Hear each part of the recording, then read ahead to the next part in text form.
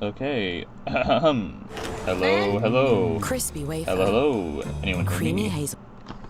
Anyone chat, can you hear me? How are we all doing today? How is everyone? Let me try and sort this whole music thing out as well.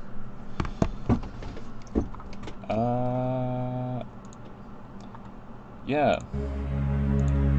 So, welcome to the first productive stream in, like, forever. So, how are y'all doing? I'm gonna put this on, like, streaming event, or streaming now. At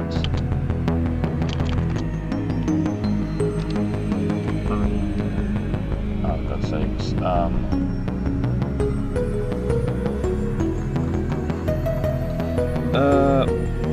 Hey, if anyone's watching this, can you put a stream notification on? At stream.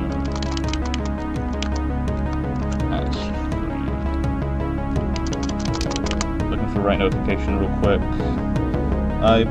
It's been years. Yes, I know it's been like quite a while. But yeah, been a while since I actually like streamed, so yeah, I hope everything is going fine and dandy, I'd say. Yeah, I'm just gonna do a few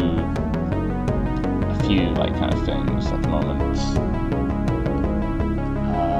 Right, just need to make one more announcement. Also, hello Blade, how you doing? Yeah, I don't appreciate that comment. No, let's not have that kind of humor here, please. Right. Streaming now. Session notification.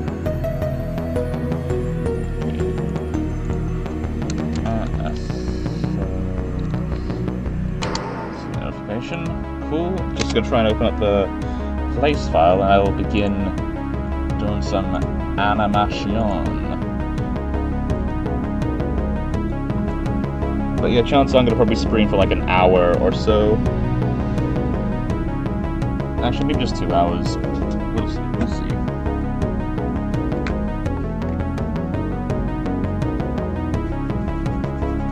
Okay, opening up Studio.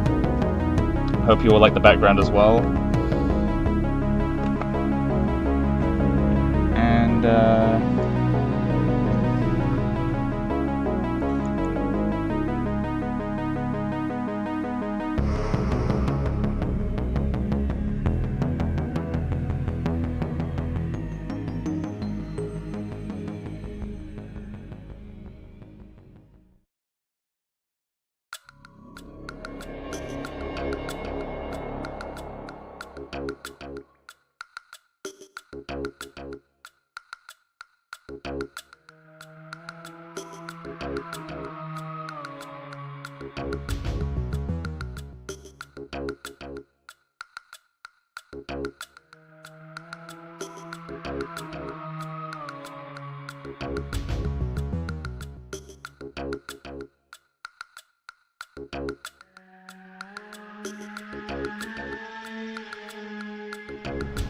yeah, just one moment. I'm trying to like set up like my fuck. This is embarrassing. I'm sorry. Just like getting things sorted is the main thing at the moment.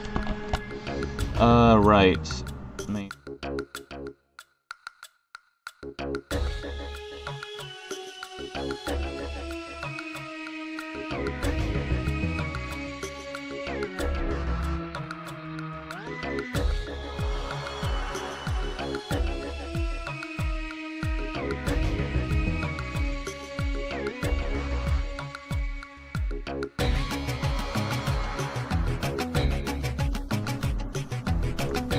Here's the camera. Okay, testing. Cool. Is audio levels fine, by the way? Does that sound good? Also, hello, Razu. Yeah, cool. So we're gonna be working on an insert shot. Insert shot, let's go. So here's what we have so far in terms of the scene. Wait, oh, let me just fix this. Yeah, here we go.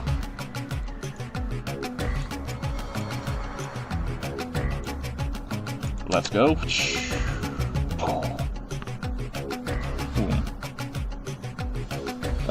Yeah, I said hi, Rezu. How you doing? How you doing? But yeah, this is the scene. Do we have... Like, what is it? Oh, here we go. Please feel free to ask questions. Wait, what the fuck? Actually, hold up. Display capture. Yeah, I think I'll leave it like that. I need to get an actual banner for the background, now that I think about it, but, you know, I think this will be fine. But yeah, feel free to ask questions if you're interested. Come say hi. God, it's been so long since I've actually streamed. But hopefully we can fix all this. Yeah, I need to clean the fuck out of all this. But yeah. Cool. Gotta be doing some animation. Oh, you subscribed? Hell yeah. That's good to hear. Alright, right out here, so... I also mentioned they're not actually close, it's just kind of a, like, forced perspective kind of thing, you know what I mean? Like, let me... Wait, how's it looking camera again?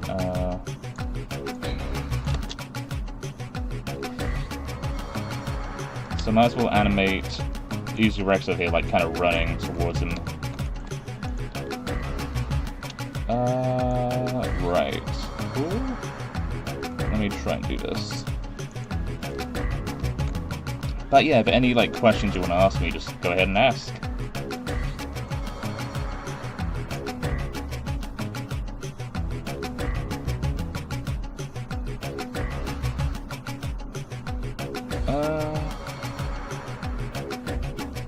Right, cool, let's go. Whereabouts does he show up on screen, first off? Like... yeah, around here, I should say.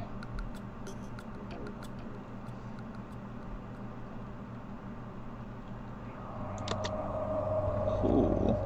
How many what, Jeb? Like how many? I don't know what the question is, man. Like, how many?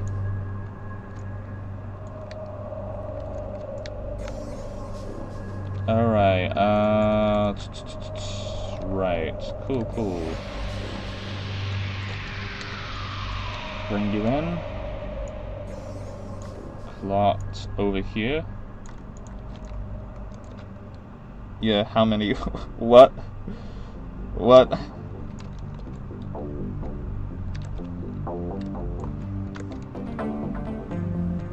Okay, I'm gonna say it's like Force is gonna kind of rotate a little bit. How many chapters you make? Like, so far or plan to? Like...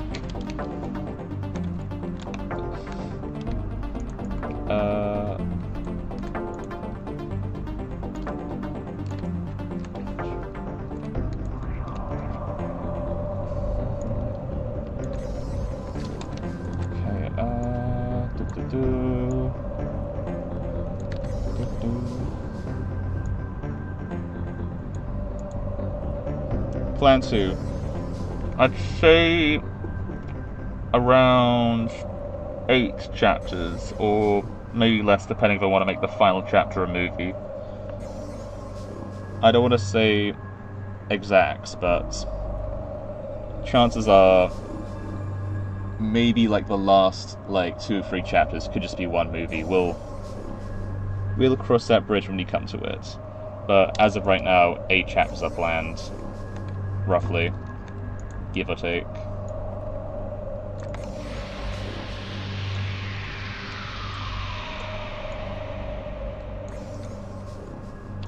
Cool. Right. I also want to show this off to everyone on stream right now, but unless you're in like the Class R Discord server, I recently discovered that there's a hidden NPC that's been in Alicion this whole time, the illegal arms dealer. So, for a bit of context, this whole map was a Cambridge map at one point, which I heavily modified to suit, you know, Chapter 3. And as I was like beginning to work on this particular scene, I was looking around and discovered this little cheeky chap down here. Like, he's been here the whole time, and I did not know. Like, isn't that just wild?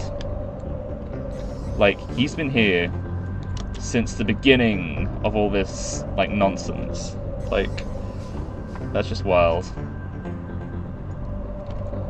Oh yeah, this is what, like, the scene looks like out of camera.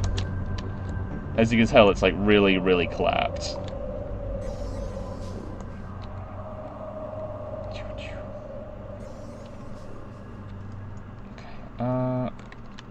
Right.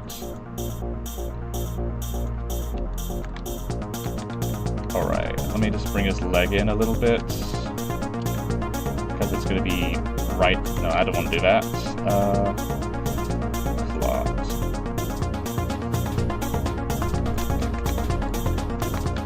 Bring you down.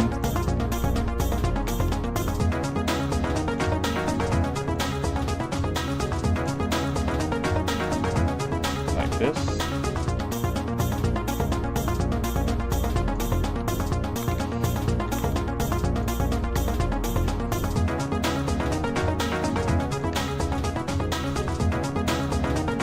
Do this. Bring you in. Do that. Mamma mia.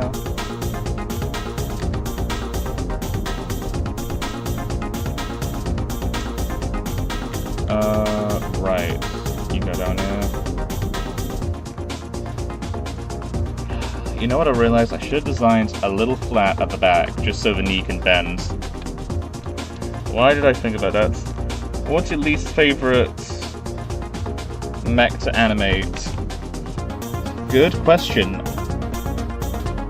I kinda wanna say...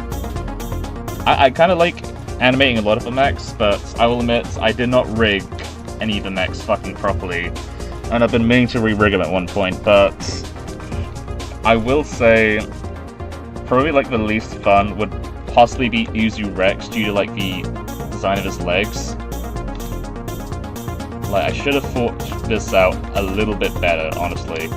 Like, I do love the design of what I made here, but quite frankly, I feel like I could have engineered it a little bit better, especially at the knee joints.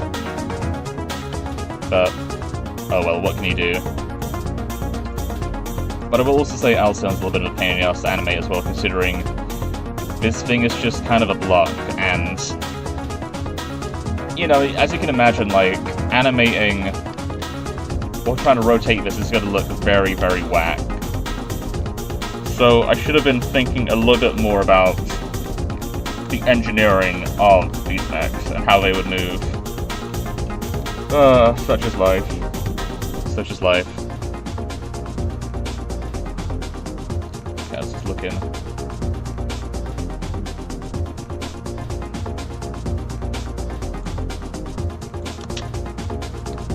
No, it needs to come inward, actually. What am I thinking? Right. Also... Okay, my bad. My bad, King. Is this sounding good? Let me fix this real quick.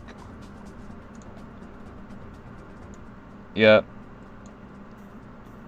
Right. Moment, main screen, yep. How's this sounding?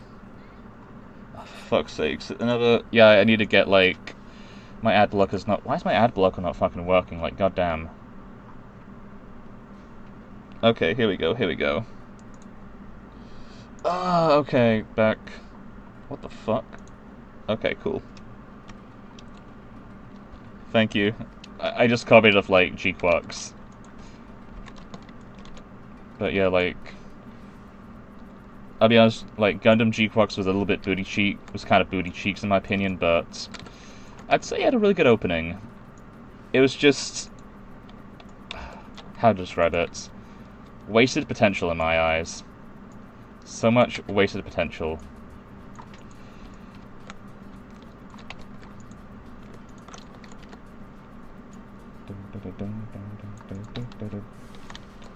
Okay, how are you gonna look?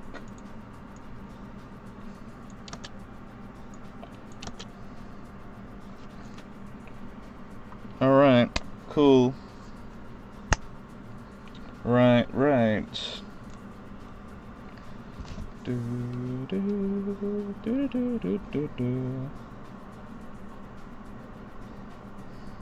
Cool, so...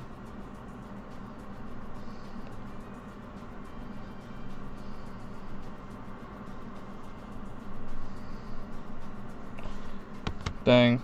What do you think makes a good intro for a show? I'd say a combination of 3 different things.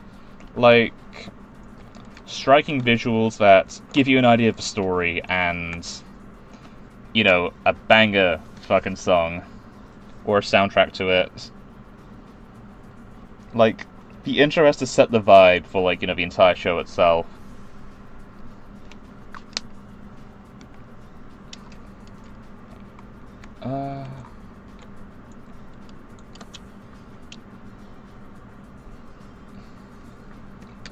But yeah, if I were to like list my favorite intros for, I guess, anime, End of the World from JoJo, Evangelion 1, OFMS Teams 1, what else? Gundam Wings opening, Monsters opening, that one's brilliant. All the Attack on Titan openings, Death Note: The World, the first Death Note opening. And yeah, there's a bunch more, I should say.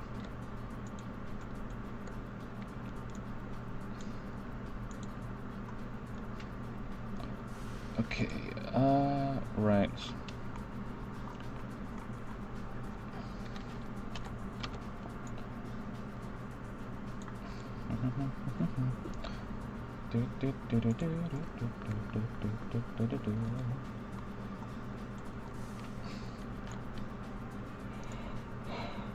Right. Okay. Okay, gonna rotate bro around here like this. Like he's a little Christmas tree.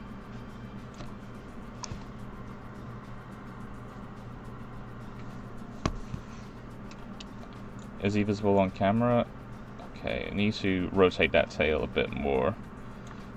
Because that's gonna be hitting him at a certain angle. Right, like, so I'm gonna scroll up.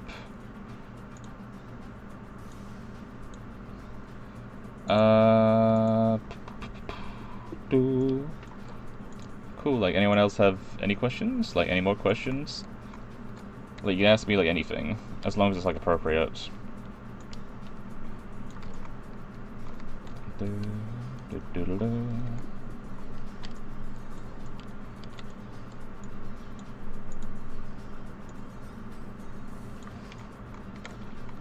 Alright,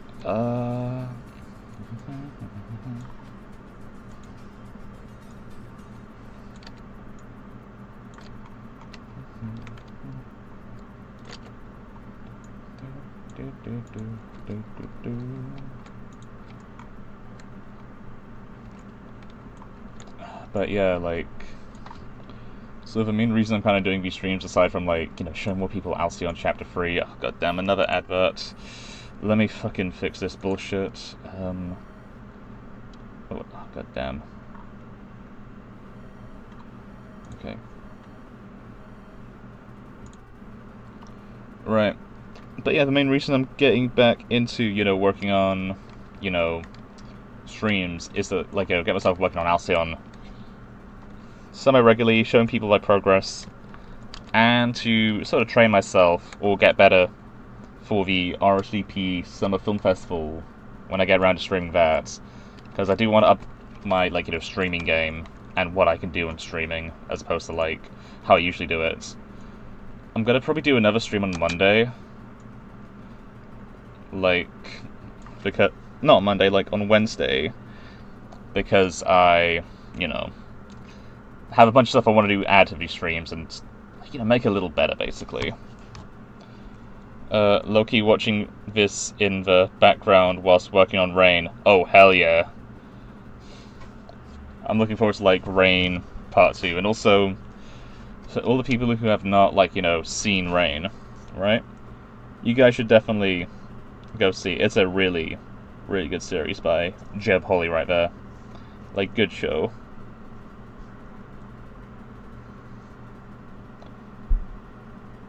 Okay,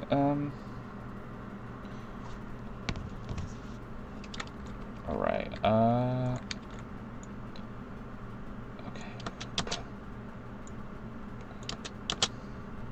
How does that look? I think around this point is where he gets hit.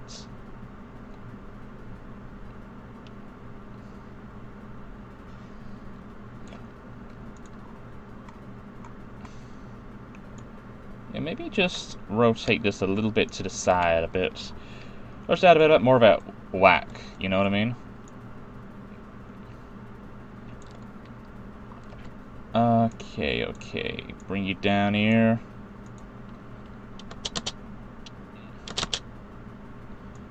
Because around this point he gets hit. Cheeky advertisement for Rain, yes. Cheeky advertisement for Rain, it's really, really good. And you know what? Maybe I'll just end the stream with, like, a short preview of Rain. I might do that. To over-exaggerate the movements. Oh, yeah, definitely. I will make sure to over-exaggerate the fuck out of his movements. You don't go down here. Alright, open you up. Like a keg.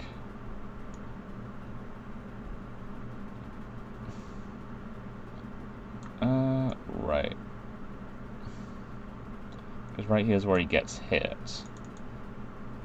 And, yeah, I'll do this. Delete everything on this corner.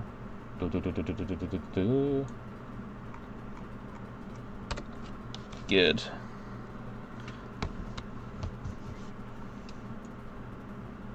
Because around that point he gets...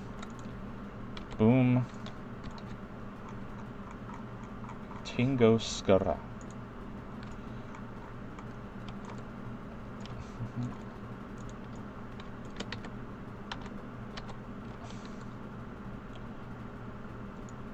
I'm going to bring that torso kind of inwards a little bit, like so. Let me do this. One moment.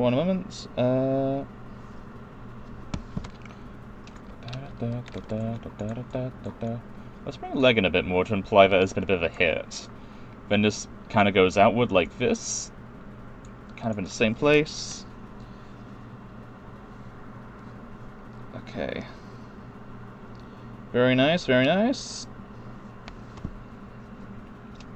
Very nice. Cool. How's this look on camera? Like a little...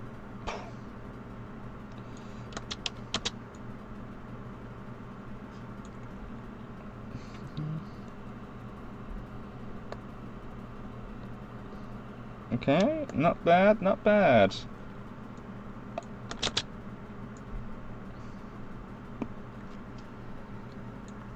Okay,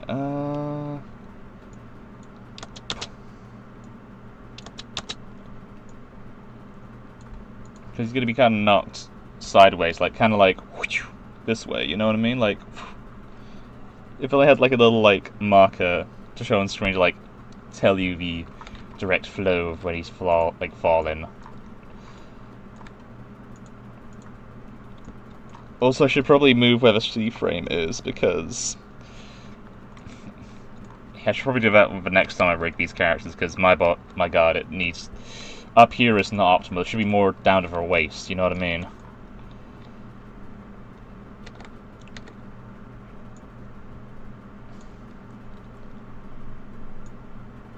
Fuck, I did not... Huh? fuck? God damn. Redo.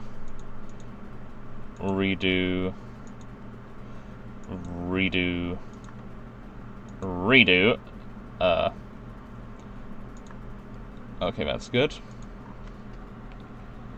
Perfect, perfect, perfect.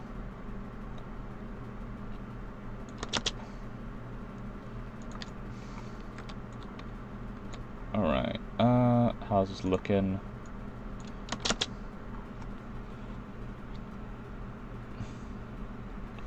Nice, nice, not bad. Badoom. Badoom. Badoom. Sorry, just checking if it's like right. Cool, cool, cool.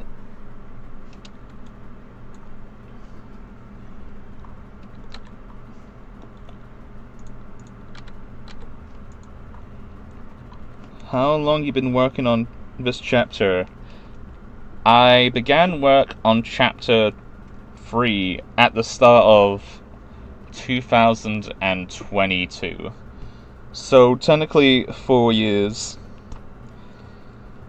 I want to try and get it out like back in 2023, but no, not 2023, like last year, because that would have made it like 3 years in development. But unfortunately, I couldn't get it done in time, and that was on me for like overestimating or underestimating the workload I had to like get done for it. But I'm gonna try my best to get it out this year. Like, I'm gonna try and do my best. I'm not gonna say an exact date, but I'm gonna try and do my best. I know Rinkin is like not happy that I've been, taking my time on this thing, but again, the production of this is not easy. I should have planned out a lot of things much, much better. But yeah. So yeah, rule number 1 when it comes to like actually making a Roblox film on this scale: plan the fuck out of every aspect of it. Like storyboarding, get all the storyboarding, the entire script. This is like most basic knowledge. You get all that stuff like done first, because it's gonna save you a lot of hassle down the road. And also should have been a lot better when it comes to like, hiring people and assigning them different scenes. Because I had a few people drop out, or I took too long to get them a scene for them to work on, and that kind of resulted in them in losing interest in the project, which is unfortunate, but oh well. I also should have set more deadlines on these people as well at the beginning.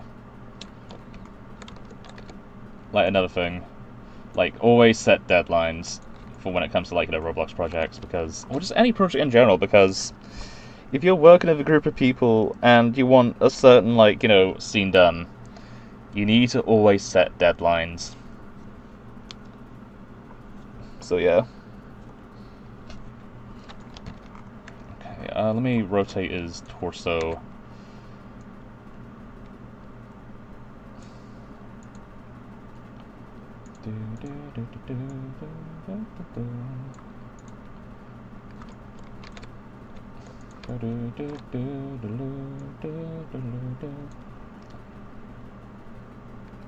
Yeah.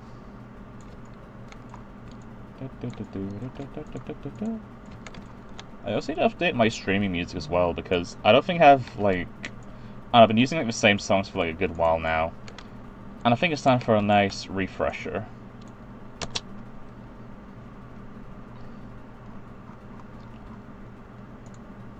Okay.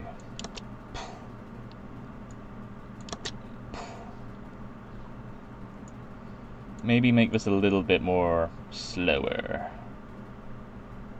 because it's a big-ass fucking robot just landing. Face first. Right.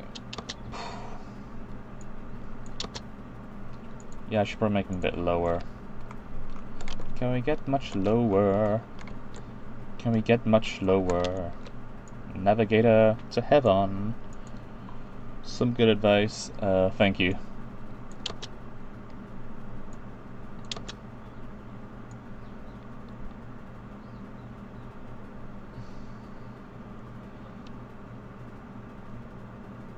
Do I really need that particular one?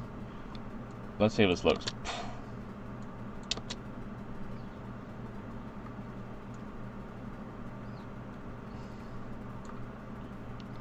I might just... How is this going to look with the C-frame right here?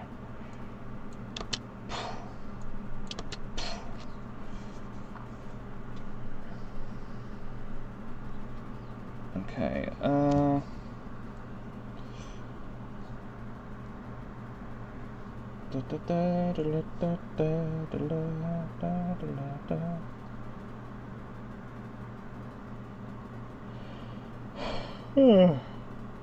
right.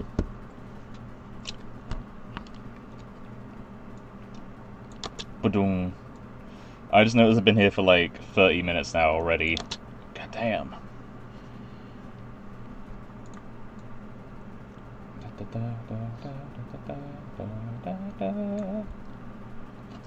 I'm blind to specially optimized and huge mechs that are in front of a humanoid. Is it worth it to watch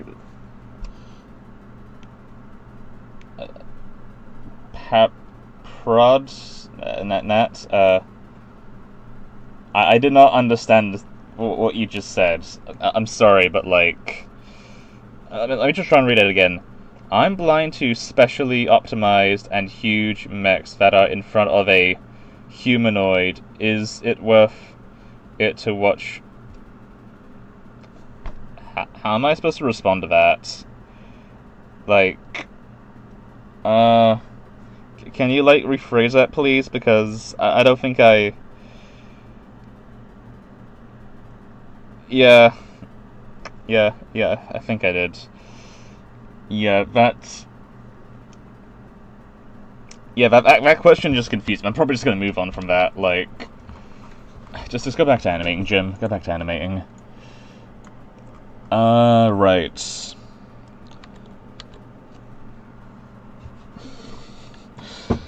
I don't blame you. I don't blame you.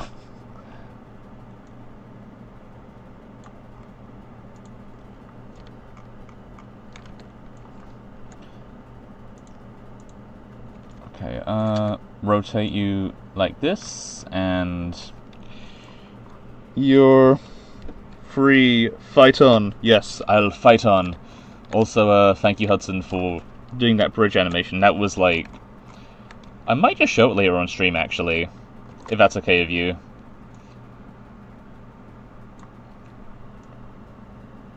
I was joking. Okay. So that was just an intentional mind stunner. Okay. Got ya. How's this gonna look? Now let's bring this in a bit more.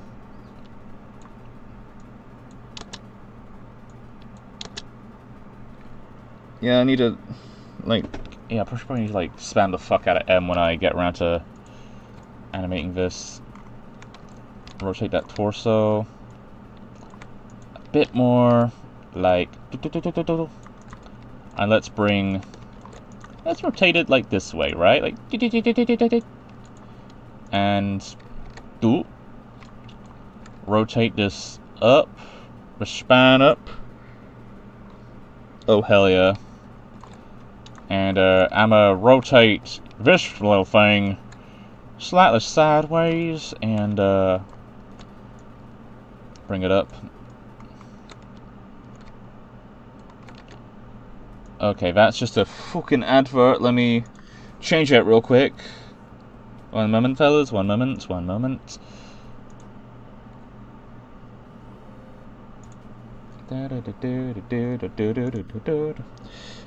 He can fly. This isn't flying. This is falling with style.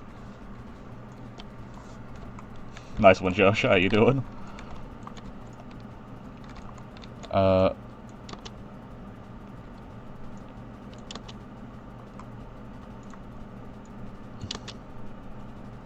You should probably go a bit lower, actually.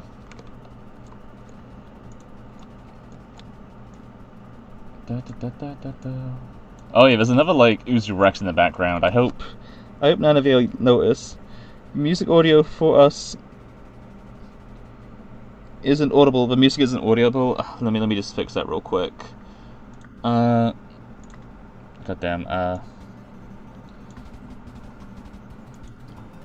I need to really figure out how to do like the music on like stream.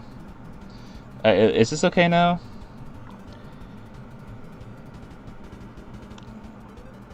Okay.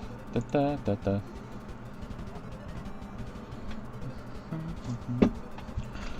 All right.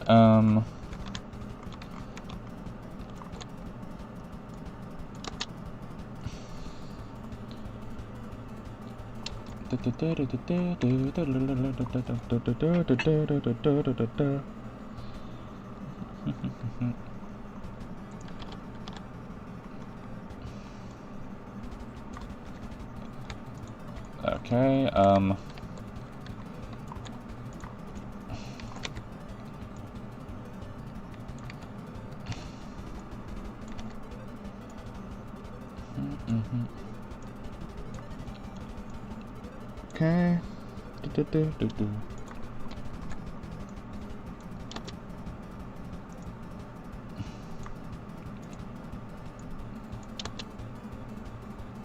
Okay, that's a little bit too sudden, let's say.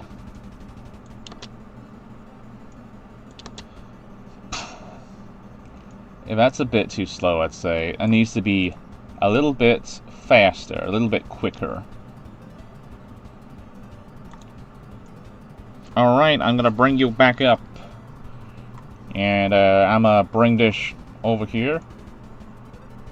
Like, let's see.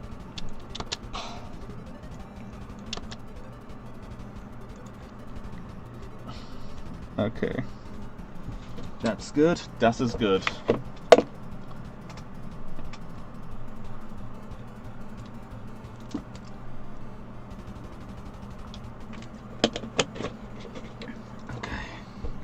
Right. Excuse me. Alright, yo, yo, yo.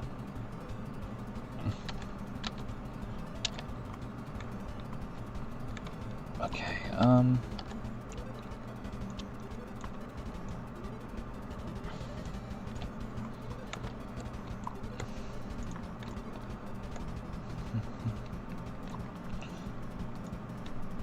you go down here, and your torso, like, flattens as well. Okay. The music's... is it fine now, by any chance? Is it good? Excuse me. I've been drinking a lot of water.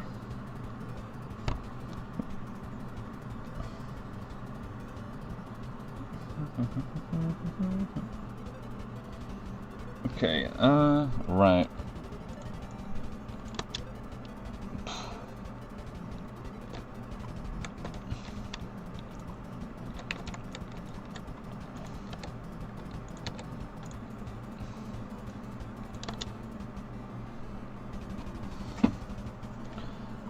Hell yeah. That is good. Das is good. Let me just spam the fuck out of M.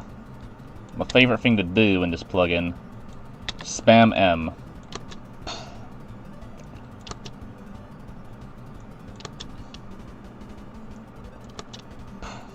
It looks a bit like... a little bit clunky. Might need to spam a little bit more M. Because I'm Eminem. Because I'm Slim Shady, I'm the real Shady. And all the other Slim Shadys are just imitating.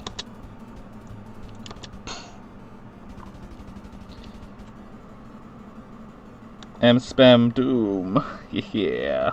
Yeah, boy.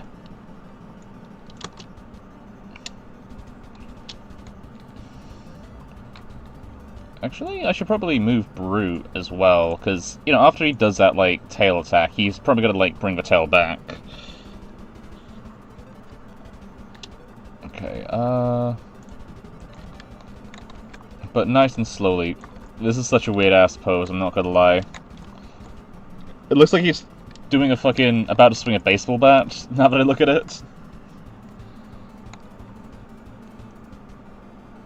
Waist. Alright, let me... Let me get the waist and tail. Tail end. Copy.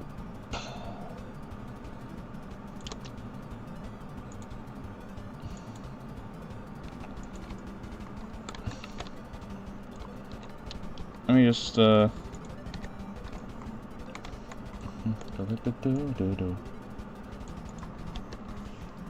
Tongue.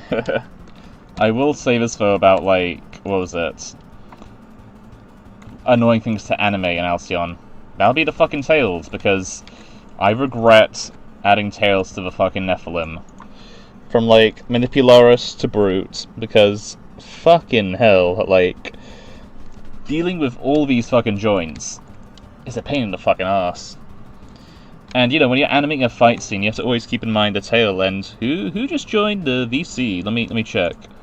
It's me, Austin! Oh! Me. Oh my god!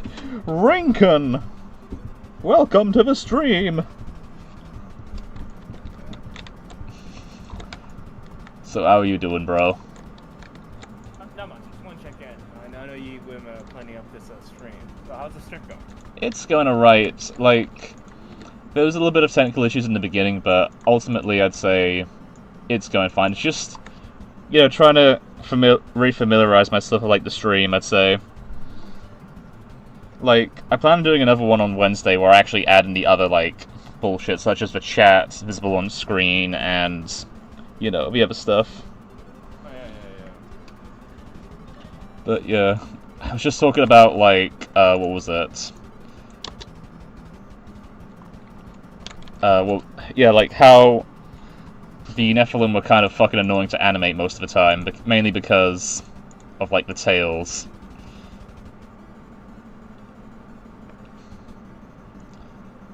The thing about the tails and Nephilim, and I don't know if you figure this out, but, like, you should not, like, individually animate the tail. You should be, like, selecting all of the tail, and then just, like, transforming it, right, all together. That way you just get much more, like, a much more smoother arcs. Oh, yeah. That's true. I know, like, I do that quite a bit. It's still a little bit annoying at times, I ain't gonna lie.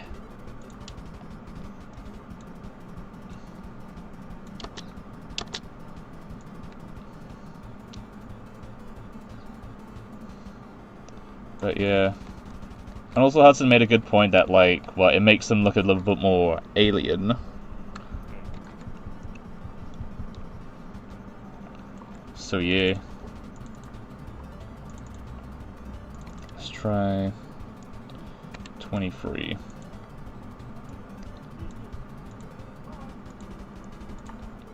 Okay.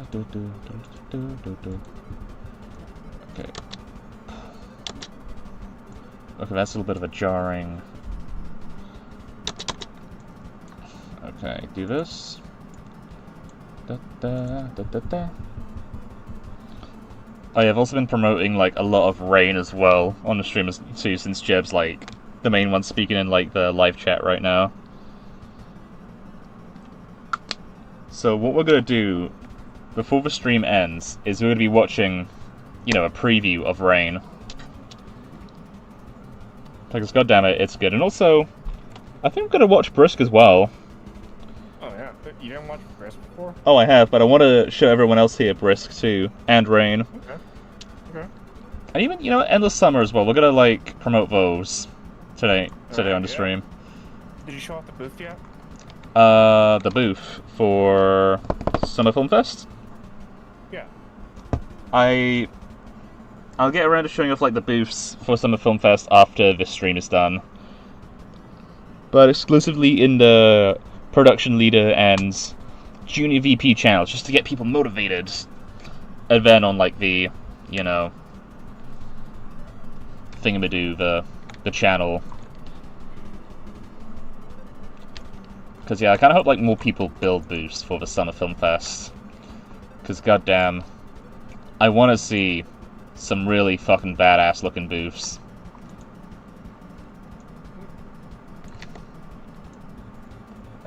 You know, the deadline's coming in pretty close, so. Yeah.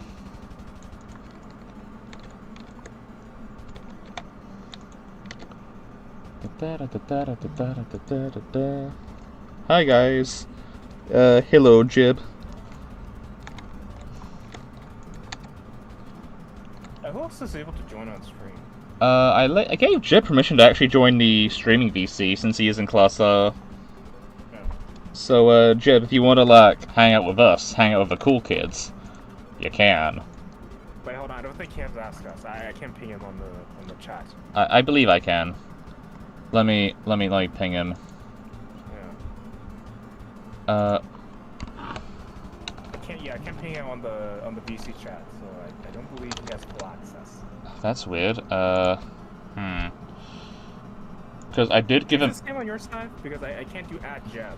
I might have to, like, give him permissions real quick. Let's see. View channel, connect, speak. Yes. Oh, can he... Hello? Who joins? Welcome to the channel! And... Yeah, alright. Find the VC. I was trying to find it. Yeah, that's okay. But yeah, welcome to stream, and everyone, this is Jeb, the creator of Rain. Who... Hi guys. How you doing? Doing good.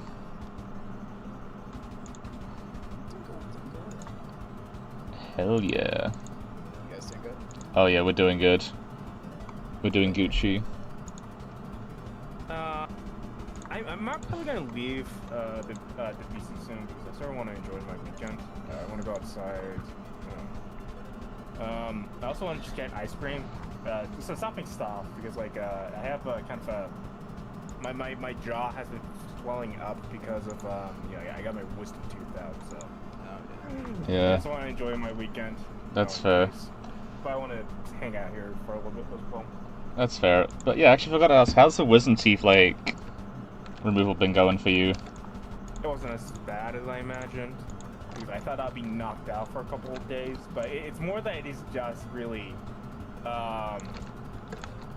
it's just that it's just a little bit tender on my jaws. That's about it. Oh yeah. Yeah. It's usually not that bad, honestly. Like, again, I've had mine removed like 10 years ago. But it's not like affecting your ability to do like a lot of things, right? Like, it's not unbearable. Yeah, it's not unbearable. I can still talk normally, but I have to be careful about eating. Keep careful about eating things. Oh yeah. I can't be chewing too much because that is a bit of a strain, and especially if there's like bits of food in there, like I can't get it stuck into the cavity that is left when the wisdom tooth is pulled out. Oh yeah. That's gonna be like quite annoying. But yeah, I remember like brushing my teeth when I had wisdom teeth were like obnoxious because I had to be like very careful and whatnot. Doesn't sound great. Yeah. Not everyone has to get it removed, right? Not Yeah. necessarily. Like they recommend it to get it out early, but there's some people in their 40s still have their like wisdom teeth. And, I mean, they just have to be careful about like the brushing their teeth, and that's about it. Yeah. It's kind of like tonsils, you know what I mean? Like, they're just like an evolutionary leftover that just didn't like work as intended. So,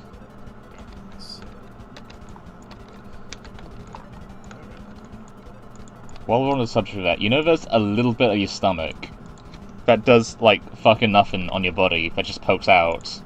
Oh yeah, I know. Yeah. Is that? Yeah, like there's a little bit of your stomach that literally has no function, but it can get infected or have a disease on it. But So, wow. yeah, we just have like evolutionary leftovers that serve no purpose whatsoever.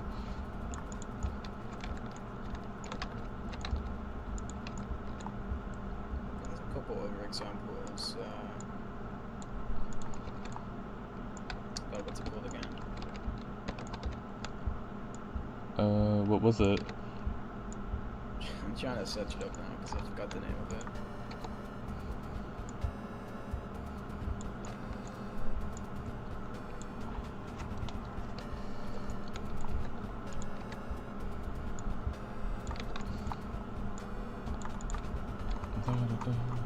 Let me see if we have any, if there's any updates. Oh. What was it called? Let's see if we have any updates. The appendix, yeah. Oh, you have appendix. Yeah.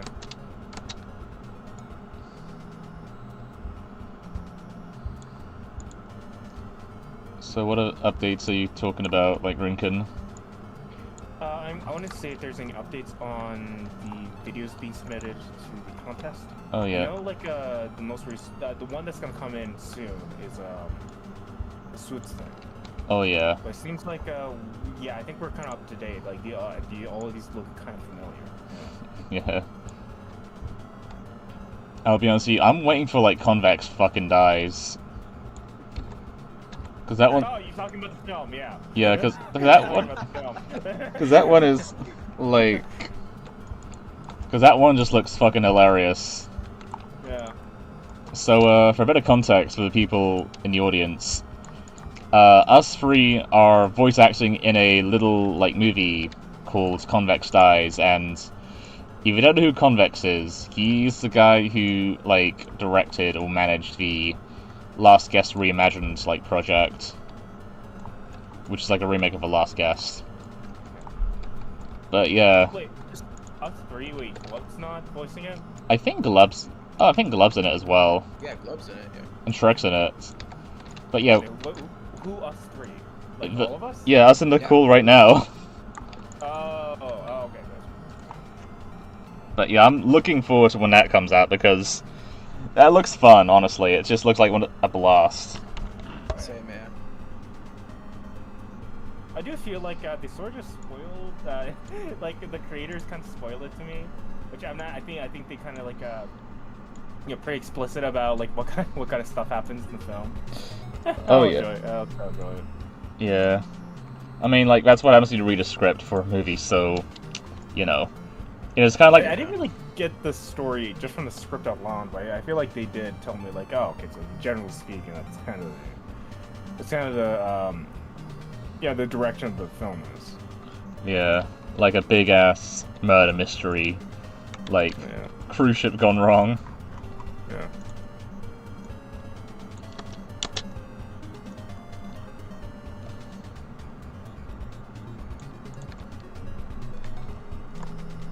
Yeah, it's gonna be awesome. Can't wait to see myself as the captain of the ship.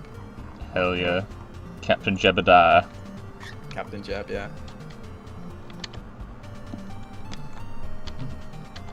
They've sent me a couple like progress videos, which I think are awesome.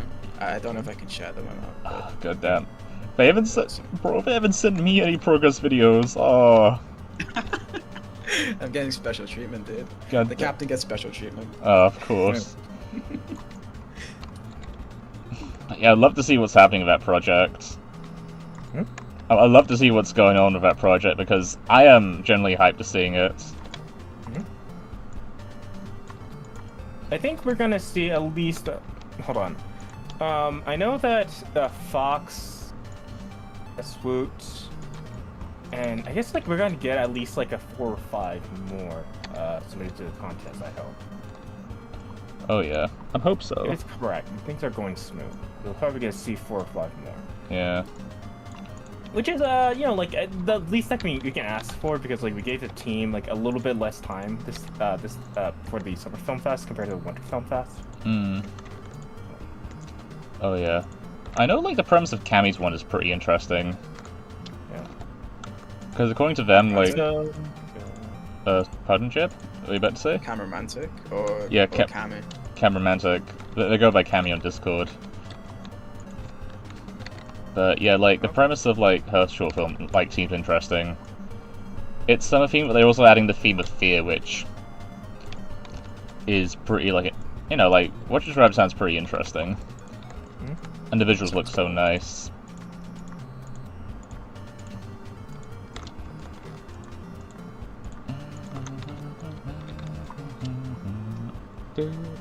Okay, I'm back and properly conscious. Okay, welcome back, Nat. I got like asked a very bizarre question by Nat earlier, actually, Rinken. Awesome. What's the question? It's a joke question, but it's...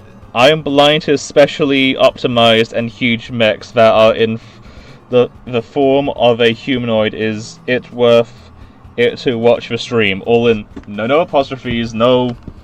Like... What's it called again? Did he say this on the stream? Yeah, he said it in the stream chat. What's the question? Yeah, the question was, I'm blind to specially optimized and huge mechs that are in front of a humanoid. Is it worth it to watch the stream? It's not... I don't believe Alicion is that complicated of a design. Yeah. I do not, like... The question was a huge mindfuck to me, honestly.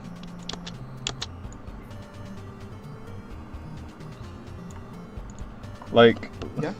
Yeah, literally, like, the whole question just, like, stunned me. I'm like... I had to take a minute and sit and think... What? What? What?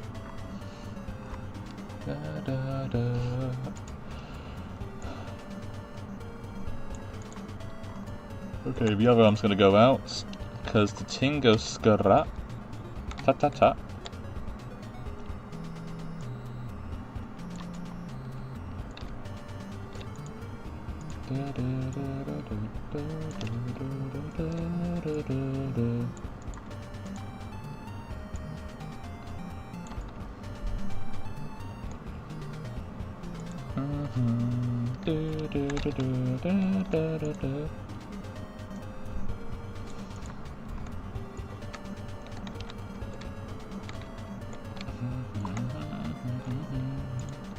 Might put my dinner on in a bit. I'm starving. No worries. I'm probably gonna like finish the stream at like 5 or 6 o'clock.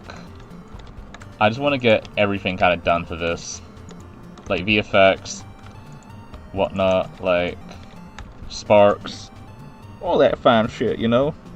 Basically, I said I'm blind to mechs. Is it worth watching? So I don't know.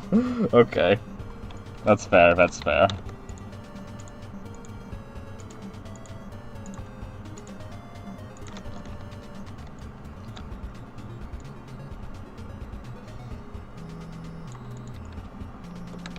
Oh yeah, so from YouTube's like experience, what would you say is like the most ridiculous, like, you know, experience, like most inefficient way of animating someone to, like, has described to you in the past? I think it's something I said to Rinken. No, but like I can immediately remember most recently. I'm gonna call out Swoot a bit, but we said not to call out people. Ah. Oh well. Cat's out the bag now. No, it's fine. But, okay, in general, I feel like people don't realize how much they need to take advantage of this, but, like, let's imagine a scene where, like, you're on a car, right? Like, a character is driving a car, and the scenery is, like, changing behind them, right? Usually, what you do in this situation is that instead of animating the car itself, you animate the background, right? That way you have more control with, like, the car and the people inside of there, and, like, you know. So, that's how you do. If you do the opposite and think of this like, you know, like make it more aligned to how it is in real life, where, you know, like based on rules of like laws of general relativity or whatever, you know, like the car and, you know, the car, everything is independently moving, then obviously you're gonna have like the car and the character move. However, sometimes I see people who not only, instead of animating the background, like the scenery moving, they move the car itself moving, but not only that, they move the car and the person independently. So do you understand like what the problem with this is? Oh, yeah. You're gonna be moving the car and the person. Yeah. So you like, don't really have each other. Yeah, you don't have precise control over that. That is like a very easy thing to like not realize what to do. And that's like one of those stuff. Swoot was like recently I saw Swoot is like, dude, like why would you do it like this? Is like this is like you did it in the most inefficient way possible. So I did kind of call him out on that. His motorist animation. I don't know if he got that to fix it. Because realistically, what you should be doing if you're going to be moving the car is you rig the characters driving the car as well, and he didn't do that either. And he did this for at least like 4 or 5 characters that are riding the car. Good damn. Yeah. I will admit, I sort of did that in Alcion, like for Chapter 2 specifically, but I done it in a very, very basic way. It's that scene with Alice and Callaway. Yeah, basically all the Alice and Callaway scenes. Yeah. Again, I think people should know basic rigging for that purpose. You know, it saves time. It saves so much time. Yeah. You know, I'm planning to do a scene like that in the future. I was just wondering what actually is the best way to do something like that. Let's just say, for example, you got 2 characters on a train. You want to animate these 2 characters independently of the train, but they're still moving with the train. What if the background's like, you know, too large to animate, or something like that? How'd you go about doing a scene like that? Like a train scene. A train scene? Yeah, with like a complex background. Again, like in that situation, you just have to have the background animated and go on a loop. So you know, you're moving forward. You have it like so the scenery like it loops perfectly, and it moves forward, and then and for one frame it goes back and moves forward like that. I did it in Endless Summer in that subway scene where like the tunnel just kind of repeats itself. That's how you do it. Yeah. So. No, never in that situation. Never in the world should you actually animate the train moving forward. Because, first of all, there's like thousands of items in the train, right? There's thousands of items in the train, so it's not really like feasible to like animate all of that. And the other thing is it's significantly easier to just move the the background itself. It reminds me of what is it? A game on Roblox called like Train Robbery, where all the players are on this train, right? But in the game itself, the background is the one that's actually moving. Like, literally, the world is moving and the characters are playing still because the physics kind of get fucky if the train is actually moving. Oh yeah. I'm looking in the group chat. People are talking about that we should do a rig tutorial at some point. Which is, you know, something I'm definitely down for doing. Like, I remember Glub said he wanted to, like, work on the rig tutorial. Yeah. I mean, I've been holding off on doing it because I just want to give like Glub a ton to shine. But like, if he's not doing it anytime soon, I think I'll cover it. Yeah. Yeah, that's fair. After all, it's your plugin as well. Alcion better have explosions and blood, and yeah, it already has that. Like, you know, watch Chapter 1 and Chapter 2. Also, who is Goo Gaga Productions? Like, I don't know. I'm sure who that is. Yeah. It's an interesting name. Yeah. Interesting name indeed.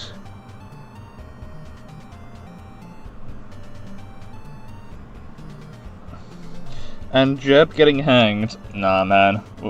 We're not gonna add Jeb getting hanged, bro. Alright, bro. Like, there's nothing wrong with Jeb, man. Like, he's a nice guy. What'd I do? They want it to be directed by Michael Bay. I don't think Michael... Actually, like, Transformers is a little bit gory, if I remember. Just robot gore. Oh, yeah. Like, I'm not gonna sound like a baby, but I do have to admit, like, some of the scenes are kind of brutal. Oh, yeah. Some of the scenes in that movies are extremely brutal. God, remember when Optimus rips off the Fallen's fucking face? And his he literally does a Mortal Kombat fatality on him, like, rips his fucking heart out of his chest and squeezes it right in front of him. That not my favorite moment of Optimus. If you ask me. Yeah, honestly, I think the better portrayal of, like, the live-action Optimus would have been, like, what, the first movie, because, quite frankly, like, what was it? In terms of, like, all the violent scenes he had, it was mainly for survival or just the heat of the moment, you know what I mean? Yeah. I don't know, I kind of hate it when, like, in these movies, like, Optimus, like, I really fucking hated how, like, I think it's like after like it's this Age of Extinction, like Optimus had this like very antagonistic relationship with humanity. It's like, come on, man, why the fuck would you write it like that? I feel bad for Optimus. Yeah. Like, Yeah. goddamn. Like, honestly, I kind of feel like the fucking live action movies. They just, I don't know. Michael Bay just writes really mean spirited characters in general. Like, you know what I mean? Like. Oh yeah, yeah. I don't know. I mean, I don't know why like you know, like Michael Bay made it so like grimdark at certain points. Yeah. Grimdark and not necessarily all that like, you know, like narratively complicated. Yeah. Like, it just, it's the most 12-year-old movie ever, you know what I mean? Like, Yeah. like, it's a movie made for fucking 12-year-olds. Like, that's what Transformers is. Yeah. Made for 12-year-olds, bro. Yeah. I mean, I don't mind it, but like, I don't know. Age of Extinction, like, when I watched it as a kid, I didn't really mind it too much, which doesn't really mean anything because I was a kid. I didn't really give a shit about the plot during the time, but like watching it again over and over again, I just feel like it is like the most like it feels kind of mean spirited. Yeah. Which is weird because I don't believe the third movie, Dark of the Moon, like that was pretty dark, right? But Yeah. I still kind of like the darkness of that story, right? Oh, yeah. Age of Extinction, but like Age of Extinction is just. I just kind of wondering, like, why did you write it? Like, this is not at all in the spirit of like these characters. Like, honestly, Age of Extinction was just pure fucking slop. And besides, Michael Bay did not want to, like, you know, make another Transformers movie. Also, hello, Glub, how you doing? Hey, Glub. Oh, Gabagool's in chat. Hell yeah. Gabagool, Globagool. Yeah. But yeah, like, fucking hell.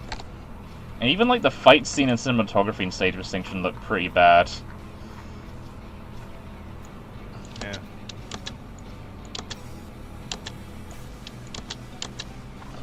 Actually, I think the worst thing about the fourth, no, not the worst thing, but like, it is a thing that is kind of weird in the fourth movie. I completely forgot that the selling point of the movie were the Dinobots. Oh, yeah. Because I almost forgot, like, oh, that's why it was called the Age of Extinction, because it has like dinosaurs in it. It's like, wait, I completely forgot that was the case. Because I swore, like, the Dinobots showed up in the third or fifth movie, but never in the fourth movie, if you know what I'm saying. Yeah, actually, Dinosaurs were only in, like, the fourth movie. Like, goddamn. Because, what was that? Like, I don't think the Dinobots were added into the story particularly well. They only were there just so they could be in the final fight. Yeah. Like, literally, you can rip those characters out the fucking story, and the story will not fucking change. Yeah, the Dinobots are, like, oddly forgettable in the movie. Like, and Grimlock, who has probably like one of the best personalities in all of Transformers, does not have a fucking personality whatsoever in that movie. It just annoys me that, like, that's the fucking case. Like, dude. Yeah. Like they did full character assassination. No, they didn't even bother. There's no character for him to assassinate. He was nothing. That sucks, dude. Yeah, because Grimlock's like a fun dummy. Like, he's a bonehead. Like, Yeah. motherfucker talks like, me, Grimlock, like eating poo-poo. Yeah. You said that? No, but that's like the kind of, that has his vocal range, basically. Like, he's just a big punchy guy that turns into a dinosaur. Yeah, he's like endearing. He's not really. He's big, bulky, and not that smart, but he's just, you know, he's still pretty endearing. Right? Yeah. That's his gimmick. I didn't notice like there's this trend where like I don't know, like the Transformers franchise, like people like the first movie is like pretty universally beloved, but like and now it gets like pretty divisive over like after the second movie. Yeah. But I noticed like it's usually when the movies become very consistently like decent that like the franchise has been like going downhill, oddly enough, like in terms of like revenue. Yeah. And that always does bother me because like I believe like Transformers 1 is like the worst performing like film in the franchise. Yeah, technically. Aside the original movie. And that's upsetting because that is a sincerely a good movie. Like probably the best like story from like the Transformers franchise. Yeah, like honestly, and you know, Steven Spielberg was like holding, you know, Michael Bay, you know, he's keeping him at bay basically. Yeah. So we didn't get like what the enemy scrotum in that fucking film. Yeah. What the fuck is going on in live chat right now?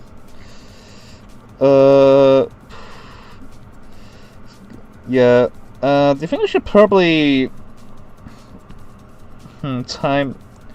I think I might time out Google Gaga Productions. He's being a bit of a crybaby at the moment. Yeah, let's put him on for like a minute. Let me see what he's saying. He's just saying weird shit. Like, okay. I don't know what he's. Yeah, might as well show.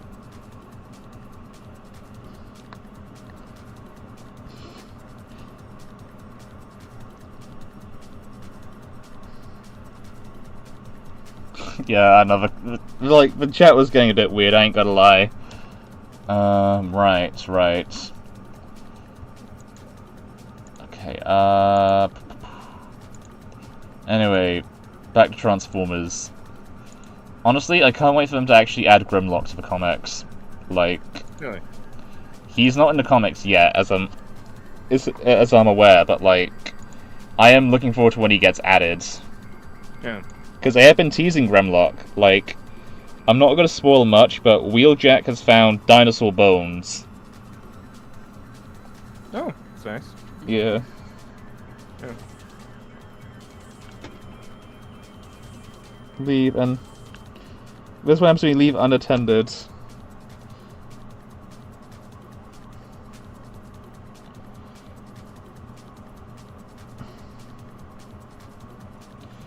But yeah, like, looking at what Google Gaga Productions is saying, let me just read out some of the weird stuff he's saying, like, he's calling Glub a bum and a loser, and why? I don't fucking know, like, AI Peak Do we know versus... this guy? I don't know who the fuck this guy is, like, I don't know who he is. and he also says, if I would hire a hitman on behalf of Peter Thiel to kill RCP people, like... Who is this guy, bro? What is? What? Yeah, I don't know, bro. He's I know, it's a weird motherfucker. Like, I don't know what the fuck's going on, bro. Like, I don't know, man. I wish I knew. Wait, hold on. Did I get pinged in, like... Huh? Jeb, this guy is fucking... Yeah. Looking like... Yeah, looking, what's it called again? Yeah, he's straight up schizophrenic. Yeah, like... You're talking about the YouTube live chats, right? Yeah, the YouTube live chats. Like, Glub posted a fucking, you know, image of what this motherfucker's been saying, and it's like... Who is this guy? Like... What am I... What is this? Does he have a vendetta against us? Like, what is going on? I do not fucking know. Like, I do not know, but I just hope he behaves himself, because, yeah, this shit kinda weird, I ain't gonna lie.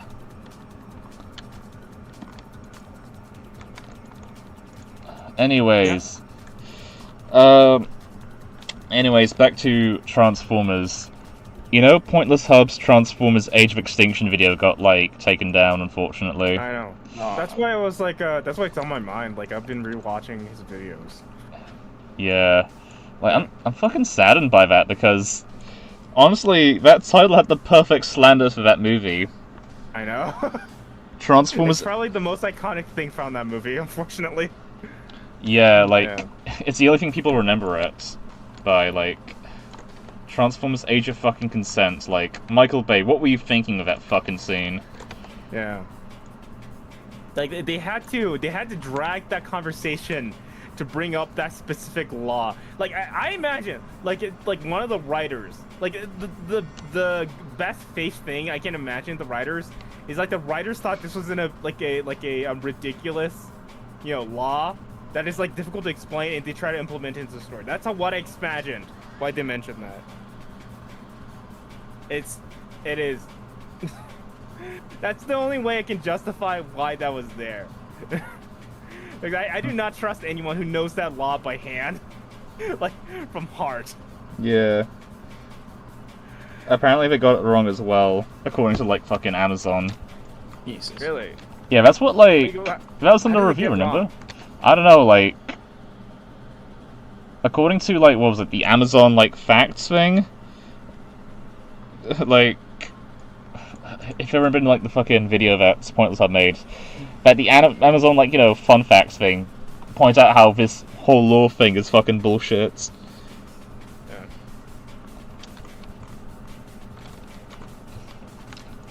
But yeah, I'd say Lockdown was pretty cool, just as a character. It just wasn't well written, that's all.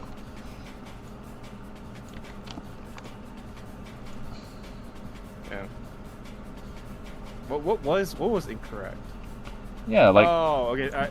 I'm looking it up, and apparently, like, the law doesn't even apply because, like, technically speaking, at her age, she can technically consent, which I don't know. Not exactly the misnomer that I was expecting. yeah, goddamn. Yeah. I'm gonna get to the toilet. I'll be right back. No worries. But yeah, apparently Galvatron was not meant to be in that movie.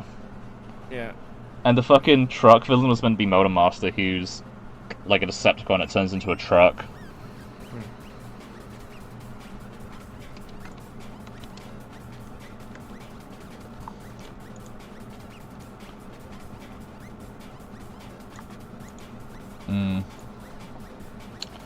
But yeah, Rise of the Beasts, the last live-action Transformers movie. Yeah, I wasn't a huge fan of it, honestly. It was okay. Yeah. It was very standard, right? It was very standard. The main character was okay, and the robot designs I kind of liked. The CGI, I have to admit, it's a step back compared to the rest of the movies. I don't know why. Like, that's so disappointing. Although I have to say the worst part is like the selling point, like the beast formers, the primals. Was it not the primals? What was the good guys called in like the stores? The Maximals. Maximals, right? They barely show up. Yeah. They barely show up in the movie. That's really disappointing. And Josh just asked me a question.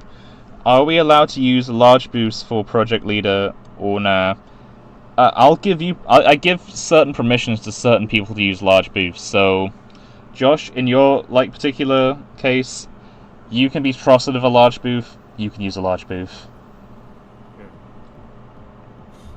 Are the Beta Formers movies worth watching? Glove asks.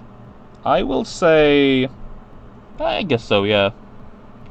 Like only the first 3, and that's it. Yeah. I'll say this. You know how in YouTube Shorts, like they have these like summary videos of like these shorts explain the movies. Oh yeah. They're like these. I actually think it's really difficult to make that for most of the movies. Oh yeah. I think it's like I think it's really difficult to make like an engaging short using these movies. That's not I don't know if that's a good thing or a bad thing. I think it just is. Yeah. Because these movies are so short of plots and like consistency that it's gonna be really confusing to watch in that format. Yeah. You know what Transformers movie I've not seen whatsoever? Was it? Transformers 5. Oh yeah, me neither.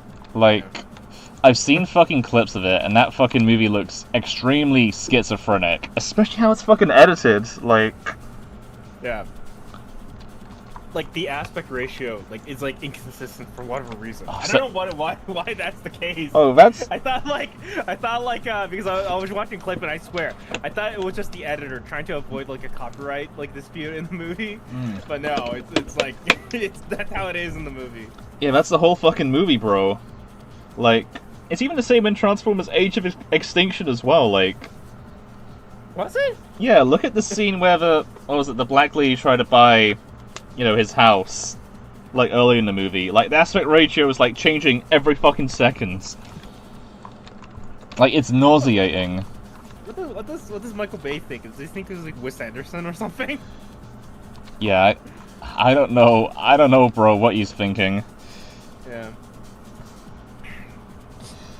I'm back. Welcome back. Yeah. Also, Josh says Transformers 1 is goated. I do agree that, like, you know, that one is goated. And Nat also asks, is Rise of the Beasts worth watching? Let me think. It's inoffensive. Yeah, it's, like, it's up like to a you. fan watches and they're not gonna be too offended by it. Yeah. Well, maybe if you're a Beast Wars fan and you don't like the fact that the I believe Optimus Primal in that movie is not voiced by Gary Chalk, so it's not the OG Optimus Primal voice. It's Ron Perlman or something. I do. Kind of bothered me. I don't mind Ron Perlman as Optimus Primal. I like him. I like Ron Perlman. Like, I'm not gonna say it's like an out of place because Ron Perlman did play as Optimus Primal previously, but dude, like Gary Chalk is just the Optimus Primal voice. Yeah. Yeah, I'd say, like, that's true. And also, he was Optimus Prime in a lot of the early 2000s, like, Transformers animes. Oh, yeah. I mean, Ron Perlman is a valid, like, he's a pretty iconic voice actor in his own right, just not for Optimus Primal. Yeah.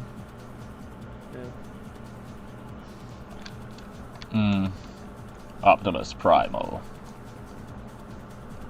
Yeah. It also has like pretty decent designs for like robots. Oh yeah. Like this is like I have to admit, like Optimus Prime. I know people have issues with some of the designs in the movie, but I really like Optimus Prime's like design in Rise of the Beast. Oh yeah, same. It's like literally the same design from like what's it called again? The Bumblebee movie. Like, it took the detail of like the Michael Bay designs, but made him like you just properly adapted the G1 cartoon's art style. And goddamn, it looks beautiful. Like, I'm not even joking. I do think that's like the best live-action depiction of Optimus Prime. Yeah, I don't mind the live-action version of Optimus Prime. I don't. I think its design is very unique. I mean, it does scream. It very much does scream like it has a lot of Americanisms, like Michael Bay brand Americanism. Oh yeah. Because of like it transforms into a giant pickup truck. Yeah. Instead of like the modern design. Yeah. Instead of the classic design. Personally, I do think like 2007 like Optimus Prime design is pretty like fucking good. I know a lot of people back in the day really hated it because it wasn't accurate to G1. While I grew up in the 2000s, Optimus Prime's design would change almost all the time. Yeah. But he still, looks like Optimus Prime. He had the face, he had truck bits, so ultimately it was just another Optimus Prime design for me. I think whatever issues I have with like the Transformers design in the Michael Bay movies, it's more of a general thing and not just Optimus, because like I think by the point of okay, I never watched The Last Night. I've looked at like you mentioned this before, but it's like by that point the design is kind of really hard to tell like how exactly they transform. Exactly. Like that's my big problem. Look like they transform into anything. Yeah, that's my big problem with like the later Bayverse designs. Like they don't look like they could transform into fucking any vehicle like whatsoever. Yeah. Like when you lose. Yeah, when you lose like the windows on the chest on Optimus, like it's really hard to tell like where exactly which bits belongs to which. Yeah, and they kind of do the same thing of like what was it, Megatron's design as well. Like I think Galvatron's design looked fucking hideous, but I'd say Megatron looked kind of cool. It's just that he didn't look like he transformed to anything. Yeah. To be fair, I was not a fan of Megatron's design even from the start. That's kind of my hot take. Oh yeah. Have you ever seen, like, as in, like, his design in the Bayverse in general? Even in the first movie, I wasn't a fan of, like, Megatron's design. Really? Yes, that's my hot take. That's fair enough, man. Like, he just looks, like, edgy. He looks like a crumpled up ball of foil. That's how I feel about it. I'm just never... Like, he does not have a distinct, like, silhouette. Yeah, that's true. It looks like a modern art piece. I'm just not a huge fan of his design there. I'd say, like, the other Decepticons in the first 2007 movie had more, elaborate and unique designs compared to Meg's. Yeah. I wasn't even a fan of, like, Starscream. He looks too fat. Yeah, he's a fucking, he doesn't look like Starscream in that movie. He looks like a Dorito, bro. Dorito Scream. Have you actually seen the design Megatron would have had in, like, the Bumblebee movie? What did it have? What did it look like? Bumblebee movie. Like, because they went for, like, another retro sort of Megatron design as well. Like... But that looks so much better! That looks so much better! He actually has hands! Yeah. Like, they only released, I guess, concept art and an action figure of him, and that's it. Yeah, I mean, I guess they have to, like, reconcile with the fact that the design is so different compared to the Bay version. I don't know. Like, the movies were not very... Like, anything post, like, The Last Night is not really consistent, whether or not it's in the same continuity. Yeah. Like, honestly, I think Bumblebee movie was originally meant to be, like, you know, part of the Bayverse, but then some point in production they decided, you know what? It's gonna be its own thing. It's its own thing. And, you know, I'm all the way fine with that. I'm fine with that. Because I feel like the Bayverse should have just ended. On a third movie. Yeah. Specifically the third movie, because... Yeah? past that point, nothing good came out of it. Yeah. I also posted a design in, like, the stream chat, by the way, Jeb, if you want to have a look at it. Oh, did you? Let me see. Yeah. Yeah. Hmm. That's a massive cannon on his hand. Holy shit. Yeah. That's, like, Megatron's signature, like, weapon. Yeah. Because the original Megatron toy turned into a fucking Walther P-38 with, like, a fucking laser sight on it. Yeah. Like, literally, Megatron used to turn into a fucking gun when he first debuted in the 80s. Yeah. Like, a realistic toy gun that was Yeah. all chrome and shit. I do wish, the modern renditions of, like, Transformers kind of bring that back. Like, the gimmick of these Transformers is that they are able to change it, like, size shift or something. Yeah. I feel like something interesting could come from that. It's kind of an underexplored concept. You know what I actually saw recently when it came to, what was it, Transformers, like, fan art? Like, you know, Shockwave also turns into a gun, right? So, what happened was, someone made some fan art where Shockwave, he turned into a big laser cannon that another Decepticon can use. Yeah. And I thought that was pretty sick, like, honestly.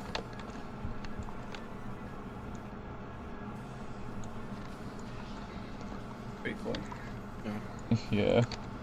And honestly, I think it'd be pretty cool if Megatron turns into, like, a big laser gun that other Decepticons can carry. But yeah, like, mass shifting is kind of a concept that's only exclusive to, like, a lot of G1, like, you know, oriented Transformers TV, or, like, projects. Because it looks really goofy. It looks goofy. You can't really explain it, like, in a more realistic setting. Like, it's just ridiculous. Yeah.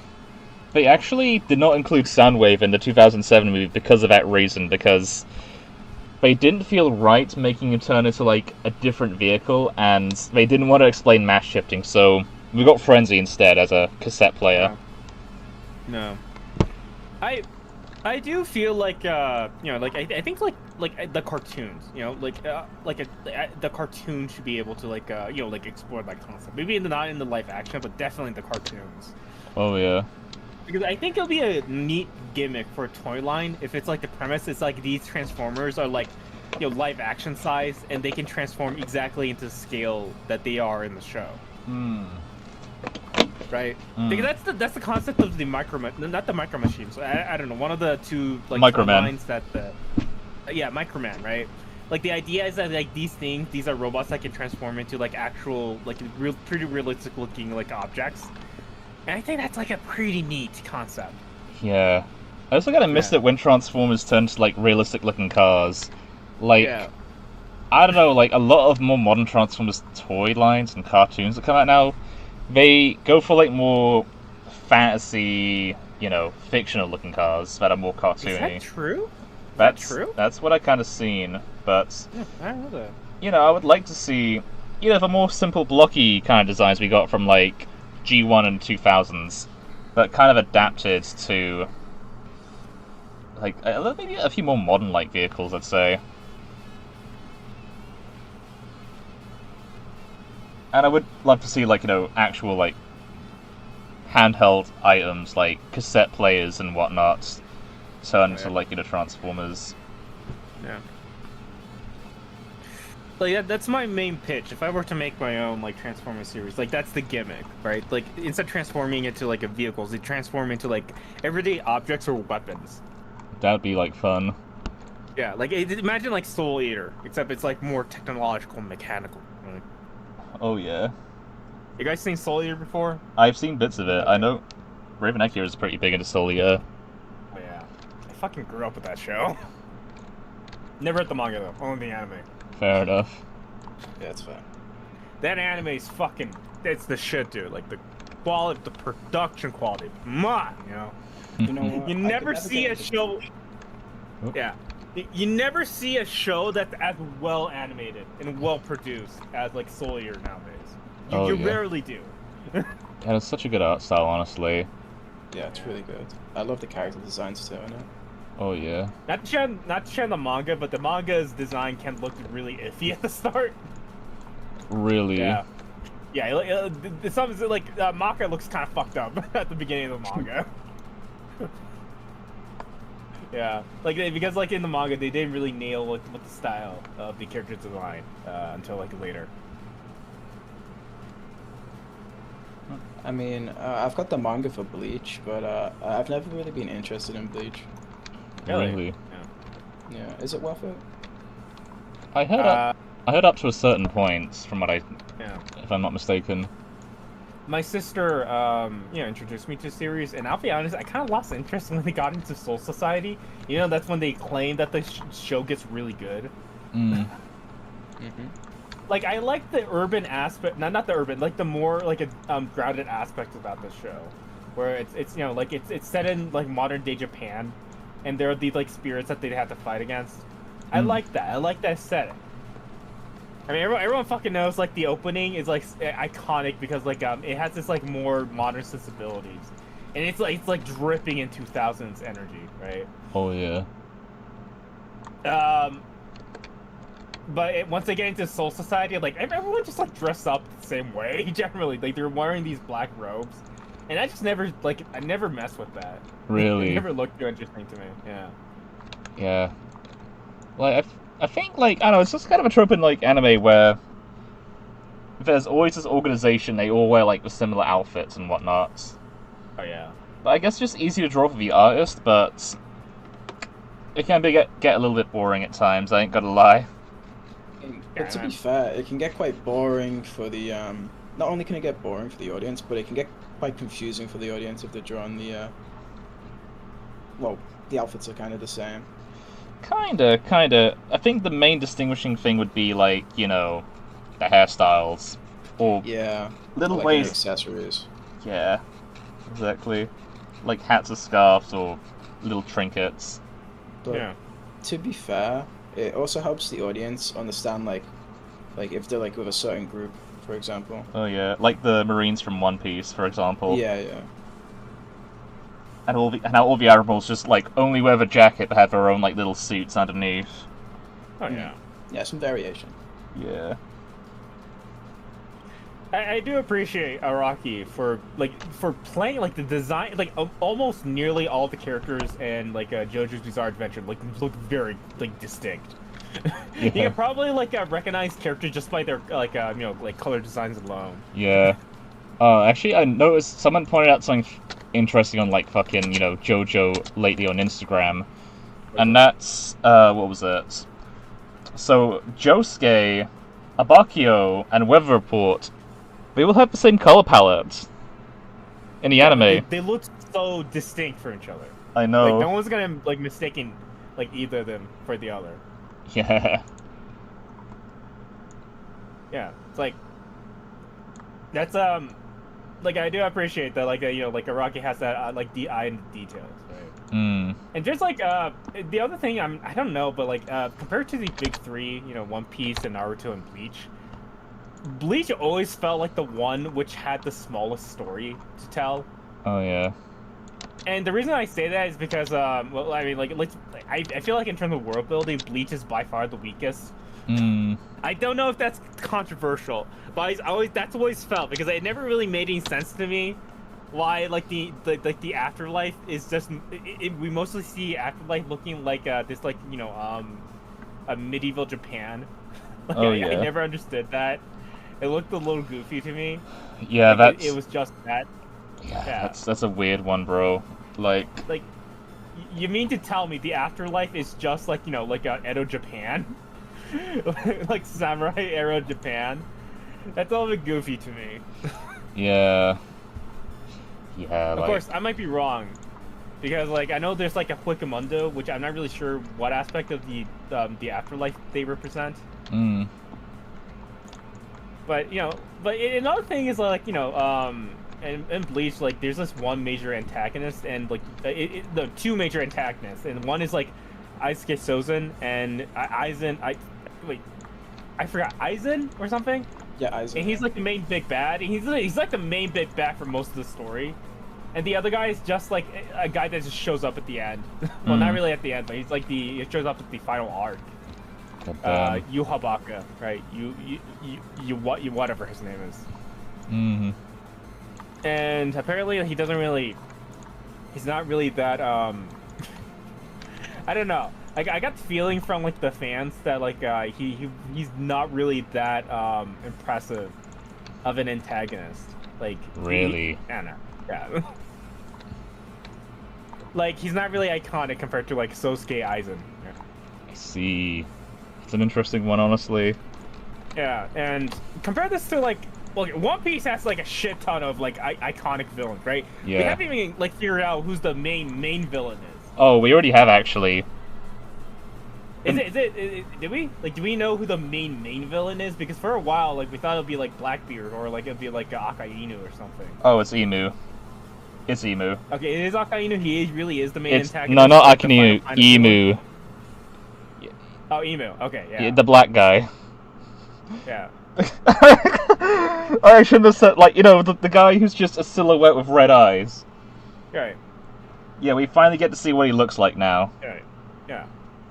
And I'm not sure who the main antagonist of Naruto is, but like, I know that they have like a pretty wide selection of villains in the story. Oh yeah. But with Bleach, it's just basically those two. And not to shit on it, but like it is like it does feel like in terms of like characters, like it is a bit thin. Yeah, I'd say even more recent like manga and anime have like more iconic villains like fucking what, Jujutsu Kaisen and My Hero Academia. Yeah.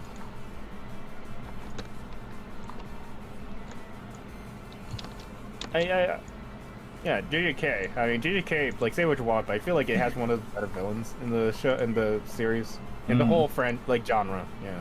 Oh yeah, definitely. Yeah. JJK, Machine Gun Kelly. Yeah. To point out what Glub said in the chat, he said Araki suffers from same face syndrome. I think Araki did when he was like a lot earlier in his works, like when he was working on Part 4. That's when he had same face syndrome. But like in a lot of his later works recently, I feel like he's actually gotten better at not doing the same face. I think it was just a short time between like a Steel Ball Run where he tried to implement like a little bit of realism where it looked really same-facey. But to be fair, like I feel like people gave him a little bit too much shit because I feel like it only happened like during like a Steel Ball Run and a little bit of Jojolian, I think. Oh yeah. I'd say Gappy's face was like distinct enough from like a lot of the other cast members, honestly. Yeah, definitely. I mean, to be fair, it is more superficial details, like like he has like his teeth is pretty, like notable. Yeah. I will admit, like Part 8, even though it's not my favorite, had some pretty hilarious expressions amongst the characters. Yeah. Oh yeah. I'll be right back. That's okay.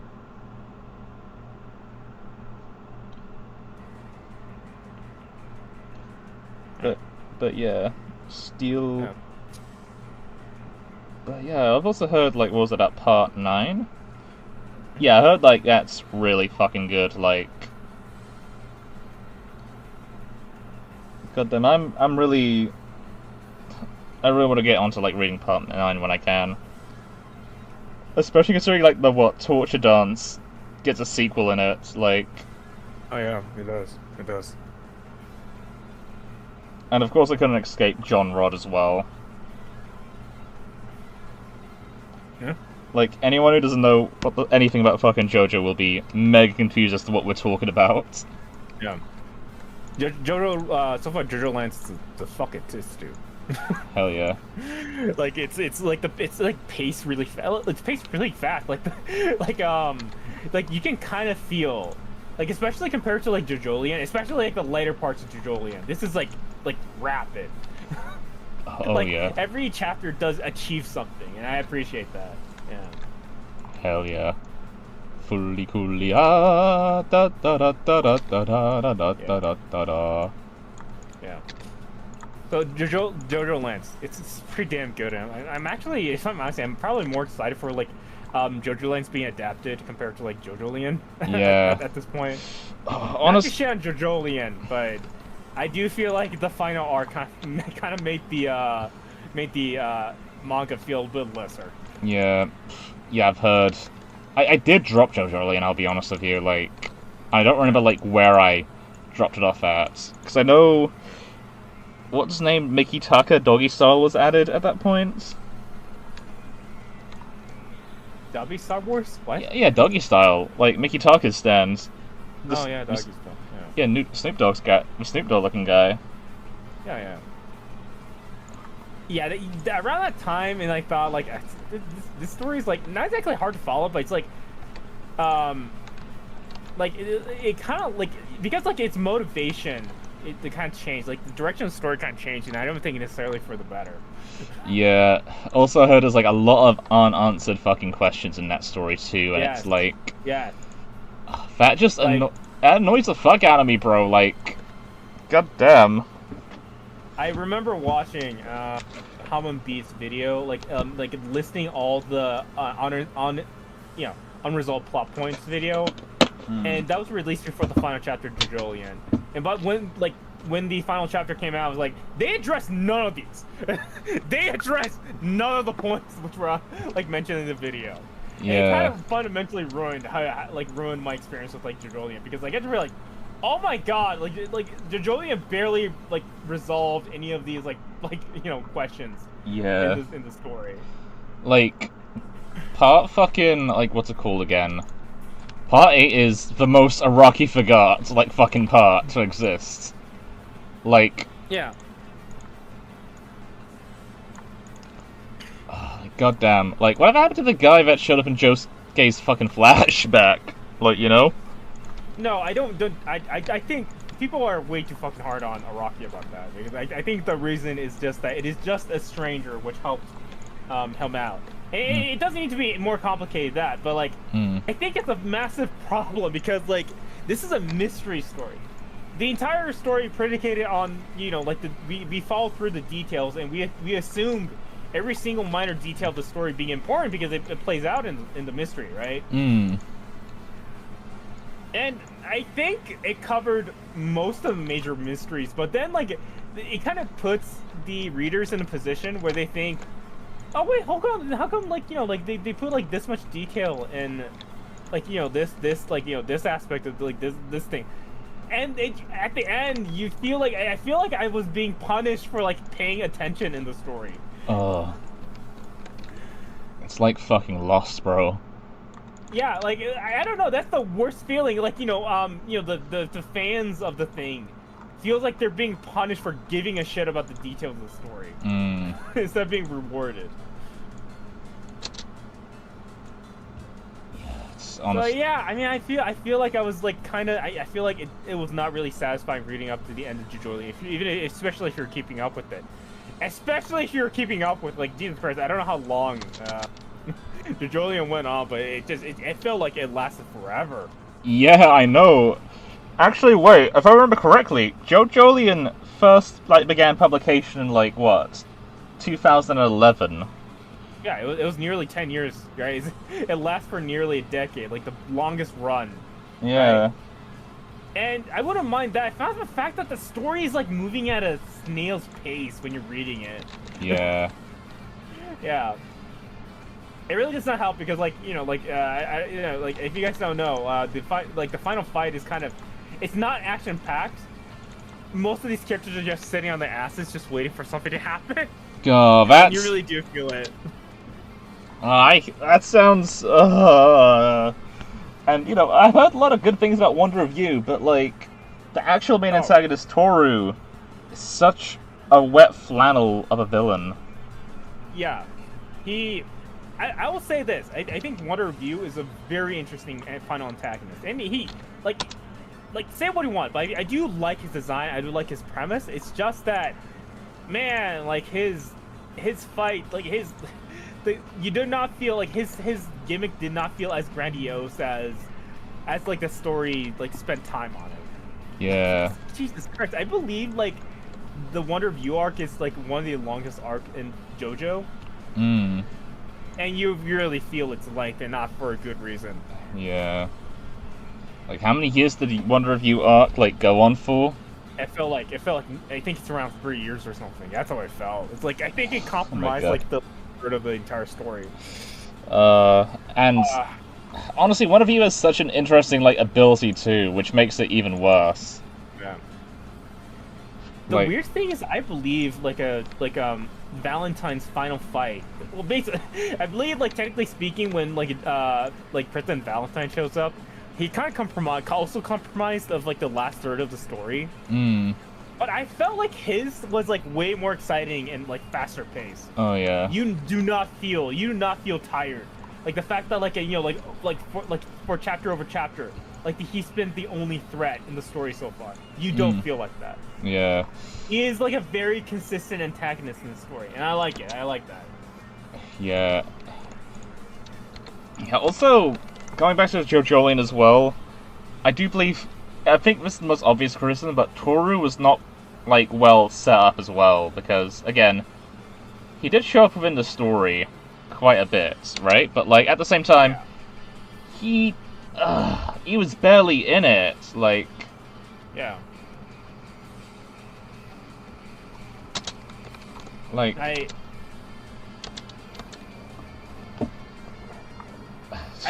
The thing is, he has a really poor motivation, and that's kind of a major thing. If you have a villain, you should probably have a much more well-defined motivation for the character, because this is the villain. This is the foil of the character. This is the ultimate character, which is going to face off the protagonist. They need to have a strong motivation. And Toru does not really have a motivation. At least he doesn't have a motivation for himself. I know that there's that speech about dreams and hopes or whatever like that. I don't know what that was meant to be, but he does not really have a strong motivation. He has a very generic motivation, especially for how unique his power is. Yeah. I thought with his power it's gonna be expansion of Yoshikage Kira's thing, right? Because his powers works so much better in order if a person wants to live a quiet life, right? But that's not it. He has a weirdly huge but generic motivation, which is I believe just like any Rockman, he just wants to take over the world. He wants the rock humans to be the apex race in planet Earth, which is fine, but it's just it doesn't really make him distinct, because that's what every rock human's motivations are. I'm gonna be real with you. I think the rock humans are a downgrade of the Pillar Men. Yeah.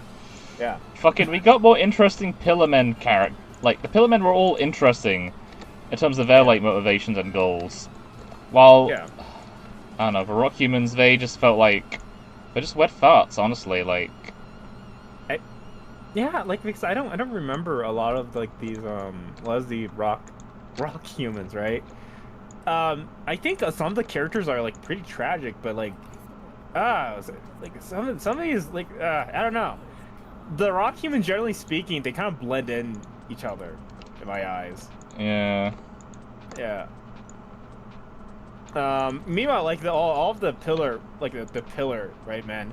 They have very distinct personalities. Maybe except like Cars, but like I was like Cars' thing was like, even his other races thought this was a bad idea to like try to overcome death. And say like we are not like like if we have this power, well like it's going to be bad for like the nature that we like. I like the fact that he went against like his own people, and immediately after he gets it, like he goes back on like what everything that his race like stood for. Yeah, like honestly, Kaz is more interesting as a fucking character than like fucking Toru, bro. Like, come on now. Oh, yeah. Like he wanted to like evolve his race to like a greater being. Yeah, I can't cope with the fact that the main antagonist of JoJo is not Toru, it's Wander Review. Yeah. Because Wander Review is a significantly better villain than Toru. Oh, of course. Yeah, what the fuck did Toru do the whole story? Like he just vague farmed. Like he just vague posted the whole time. Yeah. And like all he did is like groom Yasuho and vague posted the whole time. Oh god, yeah. Like quite frankly, I feel like if we do get an adaptation of like part 4, not part 4, fucking part 8, they need to like actually put a lot more into Toru as a character, like, because he is, again, he's considered like the worst like lead antagonist in JoJo, honestly. Yeah. And I think the anime can, because like I do remember when I was reading the manga that Diavolo didn't really stand out too much, but then in the anime, like they really did enhance like his intimidation factor. Oh yeah, like quite frankly, I believe they can elevate the character. Yeah. Like, honestly, after the anime, especially after like a second viewing of like part 5, I'd say Diavolo is like one of my favorite antagonists in JoJo. Like, really? Yeah, he's up really? there. Like, he is literally such an oddball fucking character if you really think about it. Yeah, I thought she was like more in the bottom half, in my opinion. I didn't realize that. Yeah, I consider Diavolo. Like, he's still in the bottom half, I believe. Yeah. I mean, King Crimson's one of my favorite stands. It is, but like design-wise. Oh yeah, right. Definitely, and even ability-wise as well. Like, yeah, ability-wise. To be fair, like I consider Diavolo to be worker even than like part 1 Dio. Oh yeah. Yeah, I think Diavolo is just above like Cars to me. That's it. Oh yeah, I'd say my top 3 favorite like JoJo villains: Kira,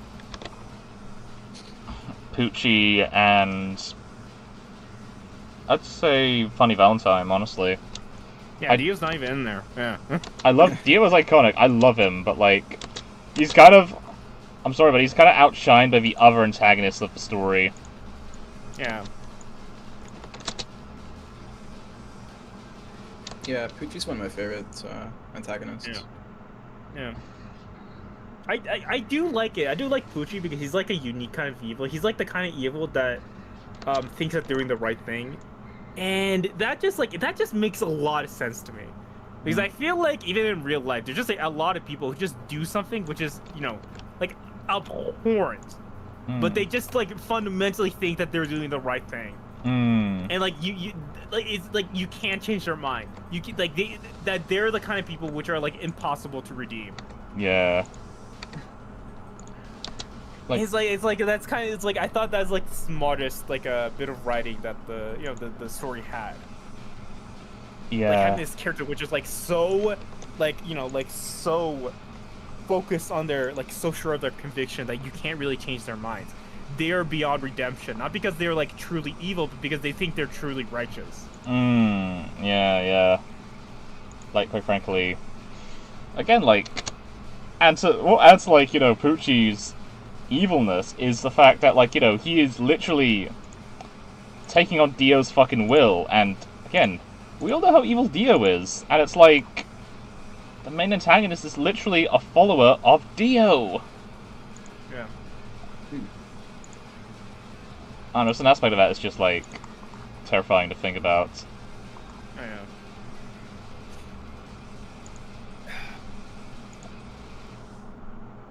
But yeah, I have high hopes for the main antagonist for, what was it, the JoJo lands, because... Oh yeah. I do think he might be an interesting antagonist. Yeah. Like, we still don't know what his ability is, aside from, like, you know, it being related to Mist and... what was it? Him teleporting, I guess? That's really about it.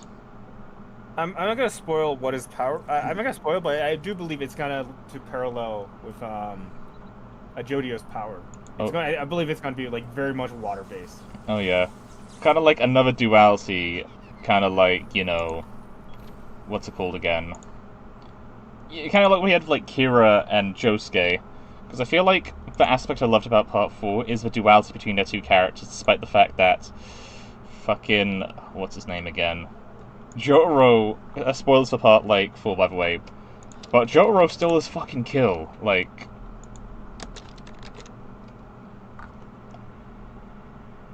Spoilers for Part 4?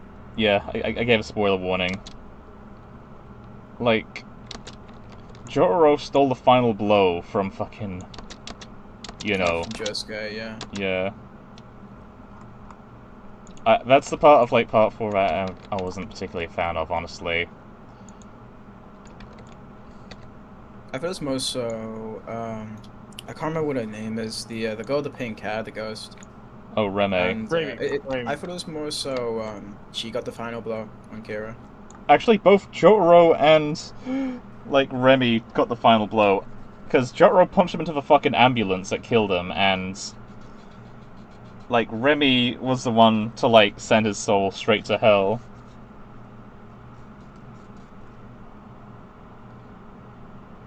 I just watched the entire Alicion Q&A for some reason. Oh, hell yeah, like, Nat. What do you think about it?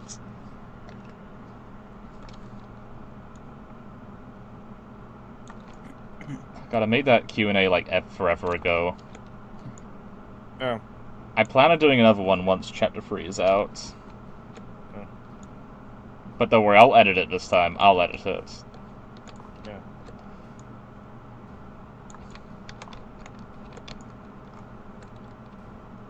I'm excited for the ball pit. For the SFF. Oh, yeah. Oh yeah, donors to the the contest. If you exceed, what is it? How much money? You get like 5 more minutes in the ball pit. Hell yeah. Yeah, 4 minutes in the ball pit. If we had time, we should definitely make that a feature. That would have been so fun. If you stay in there for too long, the ball pit's replaced with like molten lava. No, Yeah. No, you get automatically flinged out or teleported out. Speaking of, I hope, Jem, let's make sure that we buy like the prize pool, right? We buy the prize pool. Oh yeah. About the time, like when we're like the contest starts, all right? Got you. I'll probably do it like this coming week, actually. Right. Just to be safe, I'll make sure to buy. I'll personally see if I can buy like 2, like gift cards. But I really need you guys to like make sure, because you guys did promise like prize pool on this thing, so you guys gotta make good on that. Will do. I will make sure to do it. Also, Nat said it was very in depth and had a lot of cool details. Thank you. Like, I guess with like the Q&A, sort of got a bit off topic. I kind of want to like go into detail as to like what like mainly influenced me and whatnot. I remember when editing that, like, I found like I was looking for like a text to voice, text to voice, was it like a translator or something? And the one that I landed on, it was so weird because it sounded fine on the website, but when I downloaded it, it sounded so glitchy for some whatever reason. You know what? But I feel like it kind of worked. It kind of worked. I actually thought that was the intention when you sent that to me, honestly. Like, no, on the website it sounded just fine. it just sounded really fucked up. When I downloaded the thing. Yeah. Oh yeah. Like, I never knew it was actually that glitchy, because I thought that was always the intention of it. Like, quite frankly. Oh yeah. No, that wasn't the intention. Like, I was going for something like a little bit more straightforward, but like when I downloaded it and like it sounded like so fucked up. Like, that's I gotta use this one. Yeah, I gotta use this one. Yeah. Like, honestly, it's charming. It added Yeah. so much character to the video. Yeah. Sometimes I find myself like watching RSVP tutorials. Right. You know, I click on the first tutorial I see, and I'm like, oh my god, it's Jim. You know, Yeah. I hope specifically to. like the depth of field Yeah. one. Oh Yeah. yeah. I hope at some point we make one of those videos where like it's one of those streaming like a RSVP tutorials to sleep to. Oh yeah. Yeah. ASMR, dude. You Yeah, know- I know. You know what? For the next tutorials I'll make sure to, like, get the best quality microphone and talk in a very calm and relaxing way. So, add the depth of field. You need to click this button right here.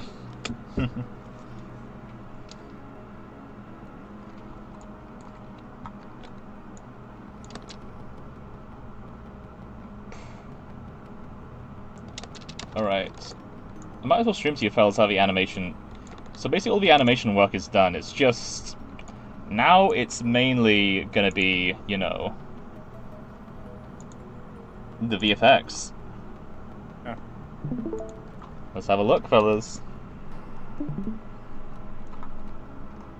Okay. You watching, guys? I'm watching. Cool. What about you, Rincon? Hold on, let me watch on the stream. Oh, I closed the. Oh, give me a sec. Where's the link to the stream? Yeah, I'm streaming on Discord right now. Oh, good, yeah, good. Yeah, Cool. You watching? I'm seeing it. Cool.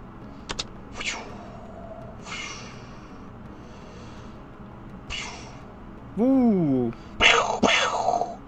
Ow, my eyes! That's good. Thank you. I like it. I do feel like it's a step up from especially chapter 3, chapter 1. Oh, yeah. Chapter 1 was literally Moon Animator 1 and me trying to learn the program. Yeah. And the first fight, So, for a bit of context, I was suspended from RFMC by... Should I mention their names? Back when they were, RC to be exact, back when they went by RFMC. Because I called the admins at the time, Burgermeister and Ben is legit, for making a politics channel.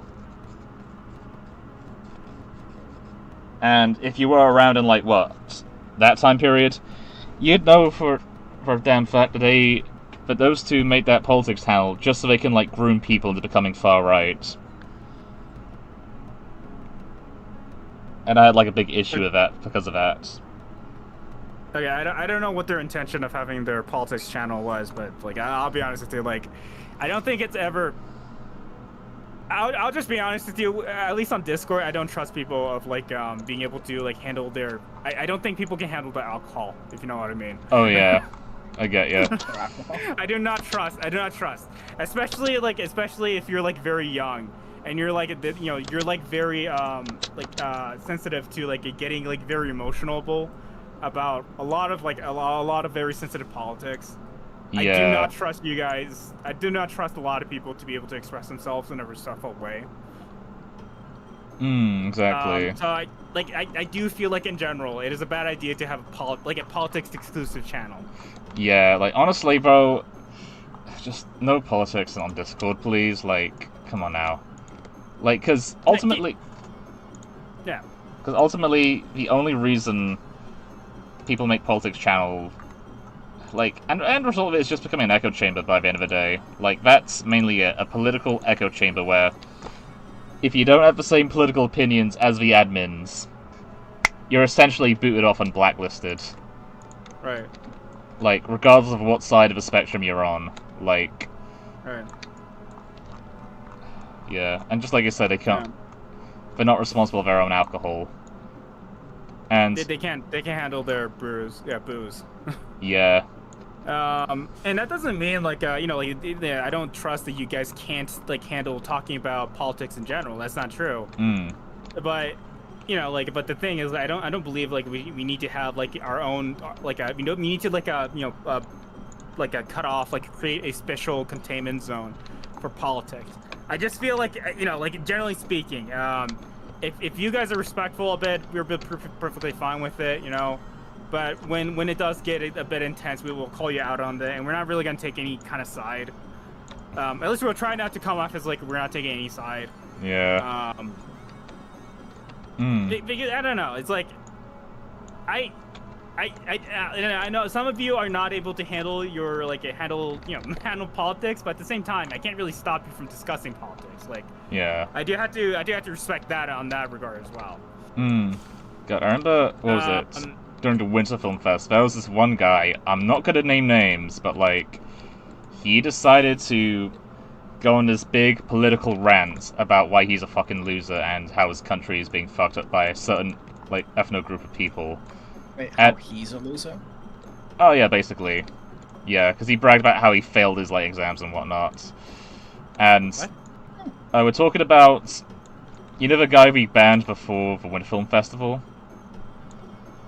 No, I'm not familiar. I'm not. I don't think he's watching the stream, but I don't feel confident. Frostburn. We're talking about Frostburn. I don't know. Oh. Yeah, that guy. Yeah. I don't know. I didn't like his attitude, and I don't know. Quite frankly, like, how to say this?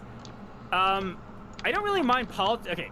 I don't mind politics, but I don't like it. What I don't like about politics is people get to the point that they use it as an excuse to not create anything. Yeah. like they justify like a politics as a reason to like be a bum or something. Yeah. I know that sounds a bit weird, but I hope you understand what I mean by that. Yeah. Oh, God, because I think, what was it? His rant started off as him like complaining about, if I'm not mistaken, you know, like how I think it was like AI is taking all the jobs, and then it went to like immigrants and how the school system is fucked. And as soon as I saw like him complaining about like immigrants, I'm just like, dude, nobody asked for your political opinions. I think everyone kind of got on his ass. And well, yeah, he lost his fucking composure. like it was kind of ridiculous. Like this is like a really pathetic display. And you know, he's just a kid, but that's the thing. Like you need to understand how this like comes off. Yeah. How it comes off like looking to some people. Yeah, exactly. Yeah. And I think there was like a few mentions of Israel, like every once in a while in the Where did that chat. come from? I don't know, bro. And I think he made his Discord handle like IDF or some shit, and I'm like, yeah, okay, dude. And then what happened next was, which got him banned, was so two like people were in VC, right? You know, they're having a good time. Then he decides to join in, tells them to look up Google videos. Yeah, what the fuck was up with that? What? And then he just blatantly just says the N-word, and considering he had that like rant about like immigrants ruining his country a literal month ago, I'm like, I think like Glub put him on timeout and told him off. And according to him, like, you know, he complained to Glub saying, why am I timed out for this? It was literally a month ago. Like, motherfucker, a month ago ain't that long. You know what I mean? Yeah. But like, when I got wind of it, I'm like, this motherfucker saying the N-word, and it's like, and then okay, he's just bad. He's not welcome here. I'm sorry. Like, motherfucker ain't gotta learn. Like, you have to go, son. I'm sorry, man. You know, I do feel like we would be a little bit more hesitant if he had a history of like being a relatively like showing himself to be like a relatively creative person. But he's not. What did he create? Yeah. What was he creating? You know, like, I'm willing to forgive something because, like, you know, they contribute something to the hobby. That, like, that's the thing. Like, he didn't seem like he contributed anything to the hobby. Yeah. It was not that hard of a decision. Yeah, like, honestly... what are you about to say, Chip? No, you go. I mean, I was gonna say, lately I've noticed that, like, a couple people in RSVP don't really know what's, like, socially acceptable. Yeah, that's... You know, to say in, like, VC. Yeah, that's kind of worrying, honestly. Like... What is he talking about? Yeah, Jeb just said he noticed there's a couple of people in RSVP who doesn't know what's socially acceptable to say in a VC. Yeah. on one hand, okay, look. To That's- some extent, I could be sympathetic because these are kids. They don't know what the boundaries are, but that's more of a reason why we need to establish what our boundaries are. But if they constantly like violate those boundaries, like I don't know what to do. Like you need to we're giving you enough grace to learn from your mistakes, but if you constantly make the same exact mistake over and over again, I don't know how to help you. Yeah. Like, if you're not willing to learn, then I'm sorry. You had your chances. We're not giving you any more chances. Right. Like, having, like, look, I mean, I don't know if it's good to describe it as mistakes, but, when I was a kid, I said some, like, insane shit as well. I understand, like, the sympathy, right? But at the same time, when I also got banned, I also got shit for, like, whatever I said, like that. So I think some pushback is at least warranted, right? When you grow up. Yeah. Right. So, but I want to be as, give people enough grace as possible. But, dude, like, sometimes, like, you're just testing people's patience too much. Yeah. Yeah. Honestly, man, like, we are... Don't test people's patience, right? Yeah. I'd say we are, like, somewhat forgiving people, but at the same time, our forgiveness and generosity does have its limits, like... Yeah. And you shouldn't be testing those limits whatsoever. Well, I feel like if there's one thing that I'm willing to give a little bit of breathing room in terms of like forgiveness goes, is if you are like if you do show that you are serious about the hobby. I do feel like because I do not feel right to just like get rid of people. I'm a little more hesitant to get rid of people if they do show that they have sincere effort. They put sincere effort into the hobby. Yeah, that's true. And you might think that seems like a low standard, but it is not. I think historically speaking, in this community, there's plenty of bad actors who just simply, went off of the goodwill of other people. I ain't gonna name names, but like historically speaking, I can give you the Roblox filmmaking community, like there has been people who has been basically been bums the whole time. Bürgermeister. I'm just gonna name him Bürgermeister. Okay. Yeah. Like, because again, he contributed absolutely fucking nothing to the community. Yeah. From what I understand. Yeah. Going by his history, since I had the misfortune of knowing him for like a good while, right? Like, he was technically working on a series called Antediluvian, which, which never materialized, let's say. Yeah. And he wanted to like do a continuation of like Dare's like, RFMC Insider series, but Dare wouldn't give him like the name or permission to like actually use that name, so what he did was he called it Community Report, but this lazy fucker decided, you know what, I'm gonna have other people make it for me. And he like outsourced all the work to everyone else after a few episodes, including me. And I only agreed to do one episode. And he expected me to work on, the July episode on the January episode after my first one, even though I told him I wanted to go back into working on Alicion after my first, community report episode. Yeah. But I will say this, I am really proud of, like, the episode I made, despite the fact he's in it. I am really happy of, like... It was just a fun video, honestly. Yeah. And the fact that it got, like, taken down... Had to get taken down is, like, still a fucking tragedy in my eyes, but... Yeah. Bürgermeister was in it, and... it just kind of felt like a lot of it went to waste. But, generally speaking... Oh, I did... Generally speaking, barring if they get exposed as being a predator, I can forgive to an extent, like people's behavior if they're like serious about like contributing to the community. Really? Yeah. Honestly, if they turn out as a predator or a neo-Nazi... No, that's why I clarify. Like barring if they were revealed as a predator, right? Okay. Barring. I explicitly said barring, right? Yeah. So I'm willing to forgive him, right? If you're like really annoying on the server, I can still forgive it if you're like really serious and like there's plenty of really annoying people on a server. Oh, indeed. I'm not gonna deny that. Not to be rude or anything, like, but there are. No, but like, yeah, like I'm willing to be like patient because like these guys are serious about, you know, what like about the hobby, right? I feel like I should like give him their roses to that extent. Hmm. Yeah, definitely.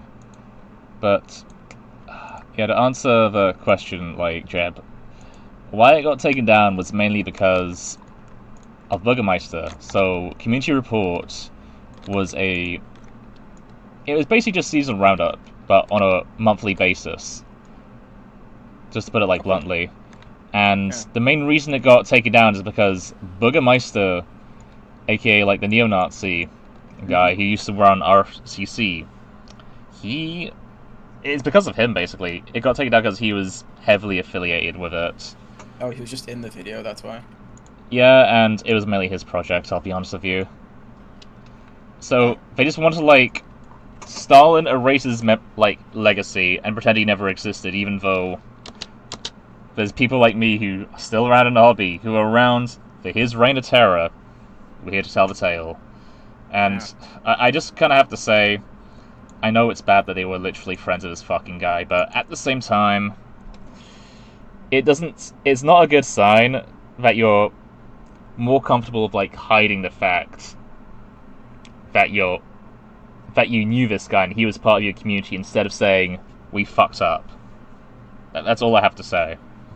I'm okay with people like them wanting to like put it behind them. I don't blame them. But I do remember when I was in the community, like they were like vague posting about, otherwise like like if something that happened in the past, they were like very vague about what happened in the past, and I just straight up just did not get what the fuck is going on. Yeah. And if they were just a little bit more upfront with me, I would be more understanding. But they were not. I don't know why they were like being so vague about it. Yeah, it's a weird one honestly because quite frankly, the main reason why they didn't get any more admins and just got moderators instead is because they were afraid that another Bürgermeister-like person might come up and take over the community. But here's the fucking thing, right? You know the red flags, you know the warning signs. Why are you, pretending like it didn't happen instead of putting efforts to prevent something like that from happening again? You know what I mean?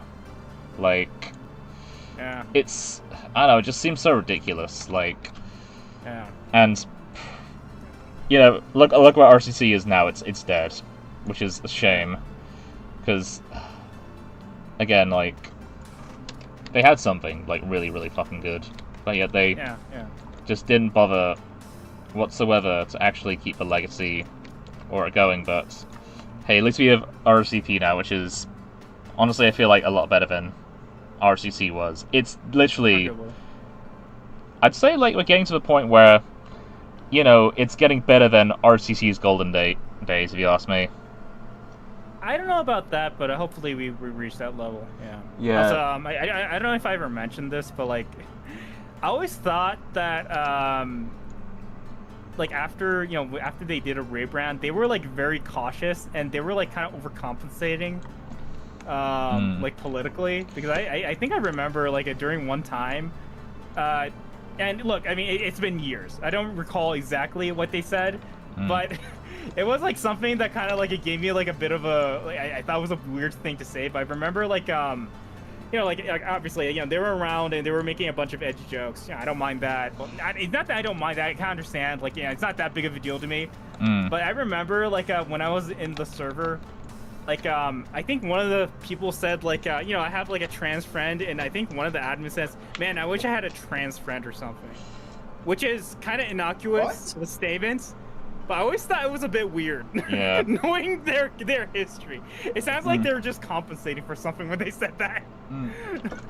I do not remember that. Actually, do you remember who exactly said that? I don't recall. But I remember one of them saying that. And look, nothing is wrong with that statement alone. But knowing what happened in the past, it is such a weird thing to say. Yeah, I'll be honest with you. It sounds like they're compensating. They're just being performative or something. Yeah, I can get that because again, they were literally dick riding that fucking neo-Nazi and his opinions. Yeah. Again, Ben is legit was all in on the Nazi shit as well. Until he grew a fucking conscience or whatever in 2020. Right. I don't know. I don't have like a trans friends, but I do know people. Like I do have people during my Google Plus days. There was like several like people who are in the the LGBT community. Yeah. And I never really felt I had the need to mention that I'm a friend of them, or like I need to highlight that fact, right? Yeah. It just comes off as like really stilted if I were to mention that fact, to people. Mm. I don't know. It always came off as a little bit weird. I said, I wish I had like a trans friend. Yeah, it's That's a strange thing to ask. it's a bit. Why? I think generally speaking, you should have a friend just because they're a friend, and not necessarily because of their like whatever the sexual orientation is. Yeah. Like yeah, I don't know. It just sounded so out of place. Mm. Yeah, it's kind of a bizarre one, honestly. Yeah. I don't even know what to say about that. Yeah, again, it just felt like they're being performative. Yeah, because again, they were openly homophobic and transphobic at the time, like back in the days. Yeah. Like I can't really vouch for that. I was not there during the day, but that's what I heard. Yeah. Yeah. I mean, not gonna lie, RSVP is the only film community I've been in, and it's probably the best one. Oh, thank you. Yeah. Cheers. Like, Yeah. I will say this: we do learn from RFMC and RCC's mistakes. Yeah, we reheat a lot of nachos from them. At least like to a point that we will learn from it. We can't take everything so personally. We just can't. Yeah. We need to understand. Actually, I mean, there is a lot of stuff that I have to agree. I had to agree with like RCC when they shut down. Like these are genuine problems in the community, mainly like the lack of work ethic and commitment to a project, and people just want to act like they're filmmakers even though they have not released a single thing in their filmography. Yeah. Right? Like. And I do agree that's like that's kind of a problem for like a film community that basically they're like a bunch of film larpers. But at the same time, I feel like the way they went about it is just not the best way to do it. It's just not. Yeah, of course not. Like, honestly, quite frankly, like, when it came to how they handled it, like, back in the RCC days, they were just being pricks about it. I'm just sorry. Like, they were just being, like, overly kind of aggressive and just very... They just, like, let the doomers aspects just take hold, and it didn't, like, motivate people, I'll be honest with you. It just made people feel shitty. And... honestly, I think it did scare quite a lot of people from actually working and finishing their projects by the end of the day. And I am just going to say this about RCC. They had something called the Aspiring Director role, right? And I will wholeheartedly say that role was a fucking mistake. Like, because that is the peak film LARPer role. Because... in these people's minds, I think the psychology of, like, people getting that role, for the most part, is, like, why should I bother, actually committing and making this movie? I'm already an aspiring director, that's good enough for me, I can sit right here, just pump out a few posters, not make a trailer, like... And, the role was just there to set themselves up to be disappointed. That's all I'm going to say, and it's... Hiring the director. Okay. What I'll say is that, I don't think there's anything wrong with ambition. I don't think there's anything wrong with having high ambition. I don't think there's anything wrong with having, like, honest, like, unrealistic ambitions. The only thing is that, like, people cannot... act like like committing to their ambition is gonna be easy. Yeah. It's just not gonna be easy, right? No matter how many shortcuts you take, it's just going to be hard. You're gonna face some hardships. Yeah, like. And my issue with like the aspiring like director's role isn't that it's. Well, I think it's like it's too early to reward people for that. I'm not sure what their standard for like aspiring director was. I don't know how much work you need to show. But, in RSVP, it's a bit different because, like, we expect you to have something, right? You expect you to, like, create something before you're, like, promoted to some role, right? We don't even call you, like, there's a reason why we make distinctions based on, your achievement, right? Like, talent role is for people who have some kind of talent, Hmm. Junior VP shows that you are able to make videos. Project leaders, you're able to make like more complicated productions, right? Hmm. We have standards, and that standards, I really hope this is not considered like too high of a standard. Like our standard is that you have at least something done, right? Yeah. You have something. Hmm. If that's unrealistic for some people, I'm sorry, but that's like I feel like that's the least we can expect from people. To get something done before we consider you, like before we promote you. Hmm. And we don't give you credit just for like the spirit, right? You gotta apply your passions and show that you can commit to getting something done, right? It may not be the best. In fact, like we don't expect you to do the best. We expect you to not constantly fantasize, just like act like a filmmaker. Pretend you're giving expertise as a filmmaker when you have nothing under your belt. Hmm. Like LARPing ain't gonna get you nowhere in RSVP. I'm telling you that. Right. And that's the thing. I feel like people think that just because like they're nice to there's some people who are like acting really nice to us, and like giving us, what is it, treating us like we're like buddies or something. That's fine and all, but like I'll be honest with you, that's not gonna do you any favors. Like at the end of the day, but our role system is like pretty strict. At least we hope it's strict, right? Yeah. Like, again, if you want to get, like, a project leader role in RSVP or, any, like, kind of role, to put it nicely, like, that involves filmmaking, right? Like, you need to actually release something. And, if you want to become someone who's aspiring to make a film, you have to have at least, proven you've made, like, stuff before. Like, have you voice acted? Have you animated? Have you edited? Like, yeah. If you haven't like done any of those things and you just go to the pitch and just pitch something, and you have like no prodigy or talent, like, and have nothing to show for yourself, it's like no one's gonna take you seriously. Like, I think I'd say RCP, we built a culture that actually rewards people to actually make stuff. Right, but I hope so. Yeah. That's why I'm willing to forgive, to some extent, like some behaviors of people if they're serious about the hobby.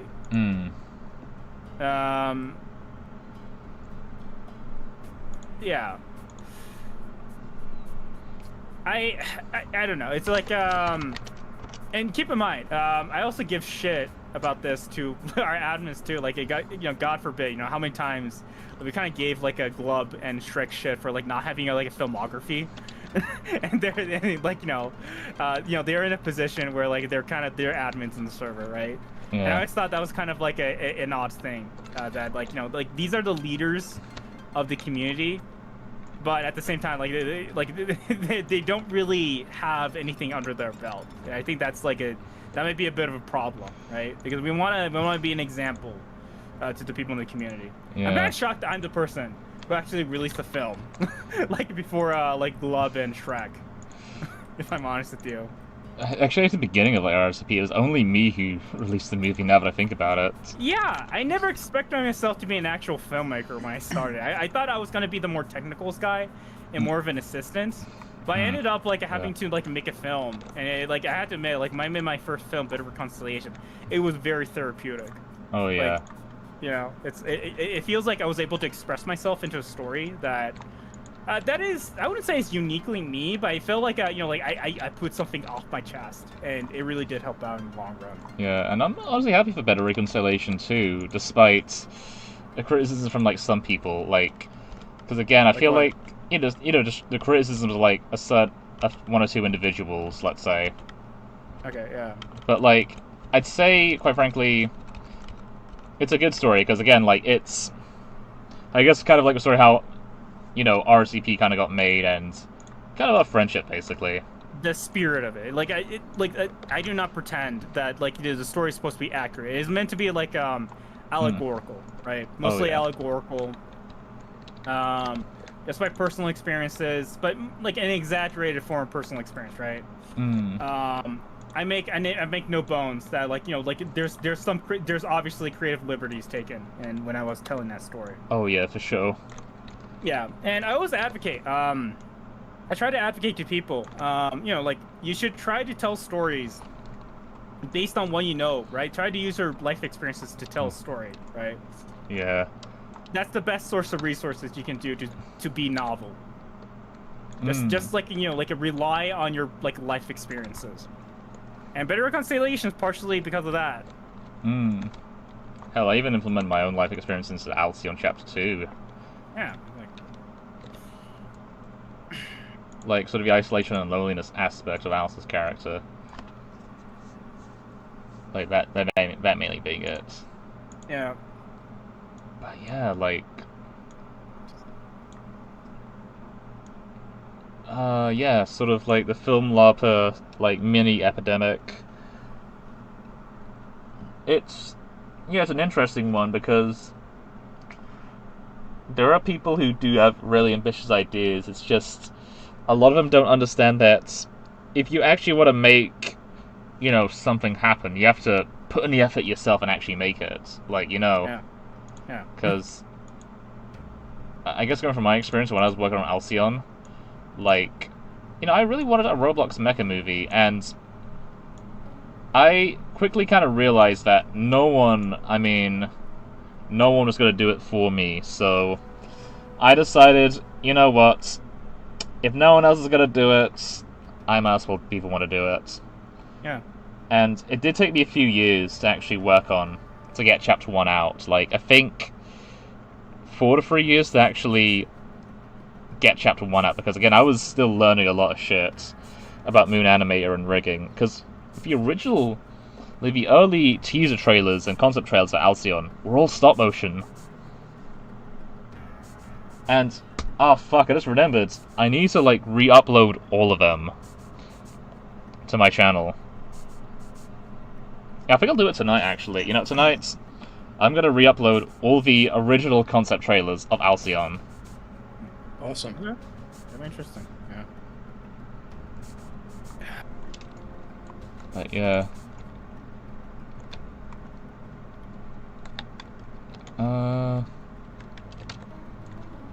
So how are you guys gonna spend the rest of your day? I want to go to a movie theater. I mean, it's 11, so I think it's about time. I might as well pick up, like, watch, like, a Brand New Day. Have an ice cream or something. Hell yeah. And I need to also, I forgot. I need to finish up Endless Summer. God. Yeah.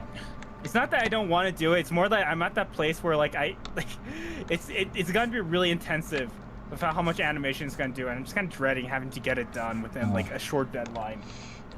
Are you considering asking, like, help for someone, or...? Can I rely on people? I don't know who I can ask to, like, reliably. Good question. Oh, Jeb? Are you available?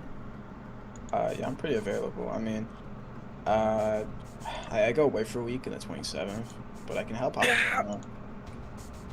Alright.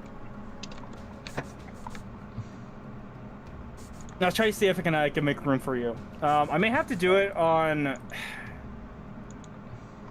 I don't know how to do this. I'm trying to figure out, like, how I can implement you, but, like, so much... I've been planning this out so I can just only rely on myself to do this, so I don't know how I can incorporate you into like, the production, like, this late. I'll try to think something, right? Maybe... Am I animating it? No, I mean, like, if you're interested in, like, helping out by animating it, that's the main thing. I'm kind of dreading it, yeah. Maybe just, honestly, like, just get him to work on, like, one scene at least, like, one, like, technically somewhat complex scene, but, you know, requires, yeah, maybe, like, one little scene. Have you done fight scenes before? Yes, I have, yeah. Okay. I'm trying to figure out.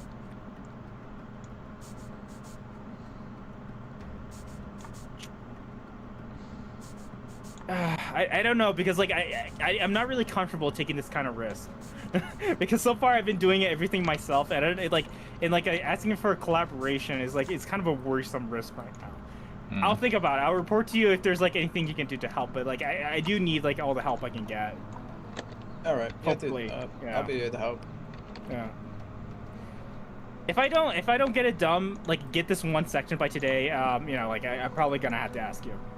Okay. Yeah. Right. Yeah, sorry for that. Like, I'm sorry, but like, you know, like I know you guys are like busy, and I have kind of nightmares about like handing off animation work to other people, and having to wait for months for feedback or like for them to respond. Honestly, So I'm a little bit hesitant to just give like a task like that to anyone. yeah. I mean, you know, in Brisk, I animated like a full 30-second scene between two characters for Blood, and I finished that within 2 days. Yeah. So I mean, I'm pretty reliable, dude. How about like a 10? How about a 10-second scene? A 10-second fight scene. Should be fine, yeah.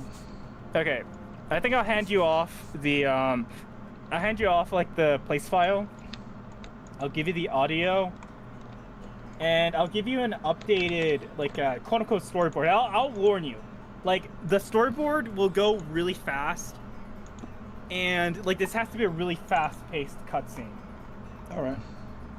I mean, as long as I've got a storyboard, then it should be pretty easy. Yeah. As long as I don't have to storyboard it myself. But yeah. I'll send you a video clip for feedback when I'm done. Got it. Hell yeah. Thank you for that. All right. I was Yeah, gonna it's take a cool. risk in doing this. Yeah. Dude, I understand how it's like. You don't really want to... You kind of just want to work on it yourself before you get anyone else on this, you know, just so you don't inconvenience them or yourself with it. Yeah. That's why I've kind of just been solo for Rain as well. I don't really want to get any other animators on it. Yeah. I hope, like, my experience of, like, Alcion, mostly Alcion animators, did not alienate you from it. But I'll say it's, like, bad management on my part for most of it. I can't say for 2 individuals, but mostly bad management. Yeah. It's just, you know, it's just, like, miscommunication, not being able to, like, pitch in. Yeah. But I do feel like, Jim, you are being a little bit too hard on yourself, because, like, he eventually did... one of the people, like, it got a second chance, and he did kind of squander it. Oh, yeah, I know who. Like... Yeah. Yeah, I know exactly who you're talking about with that one dude. They squandered it, unfortunately, and it was I try to advocate them, but unfortunately he's not like a friend, so I didn't really know how I can like like advocate for them, because I just didn't really know them. Yeah, like I did have to warn like our boss about the guy, since he did work on Alcyon. Like a part of me does feel bad that he didn't properly commit, but at the same time, it's a fucking job, my guy. Like, you need to... Goddamn. Like... Again, he's a really talented person, but... Unfortunately... He just didn't make the cut. Like... You gotta make the fucking cut, my guy. Like, you know what I mean? Like... Yeah. I hate to dwell on it, because... I think he might have taken it personally, but at the same time, it's kind of on him, in a way. Huh. But what can you do? What can you do, laddie? What can you do? Can you do, laddie? Yeah, what can you do, laddie? Yeah, I mean, like... Yeah, at least, like, like, the thing about not being, like, not paying... Here's the thing. Here's the thing about, like, when you're doing volunteer work, that, it is true that, like, the people who kind of ask you to do work, you don't really owe them much, right? You don't necessarily owe them much, because, like, it's free work, right? You can't really expect them to commit, like, so much time in your day. But at the same time, the people who ask you to, like, who ask you to do work, they can just switch to someone else if you are not delivering. Yeah, and that's what I did. They're free, you're free to not put any effort into it. They're free to not commit with you, They're free to do whatever they want with, like, the project if they're not, if they're not paying you. If there's no contract, like, it's free reign, right? Yeah. Also, Jim, I'm not gonna lie. That scene you missed out on that they didn't send you, you didn't really miss out much when you showed me the footage, dude. I thought that's fair. Like, I guess that's your opinion, but like I quite liked it. I thought It was pretty good. And, you know, it's annoying that he got a lot kind of done, and I just couldn't use it. That's the thing, like, I could not use any of it.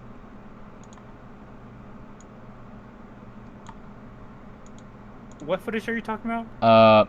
The individual who got fired from our job because they were not able to Yeah. commit. Yeah.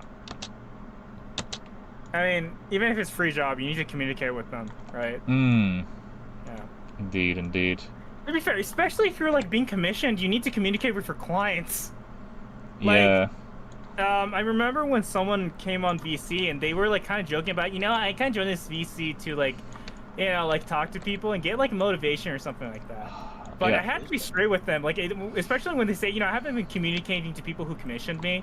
And I said, wait, hold on. Like, if these people commissioned you, you should you owe them to talk to them, to like establish like what is going on with this situation, what is going on with their like request, right? That's the very least. Like they're paying you, Yeah. and they're like waiting for God knows how long. Yeah, it's to actually- wait for this commission to come out. Mm. And I say, like, don't fuck around with the people who are actually paying you, all right? Like, you need to respect them. They're paying for your service. This is not, like a field trip. Like, this is a financial transaction where you guys are, they want a service from you, you're getting compensation for it. You need to respect each other and making sure that, this service is completed on time. Mm.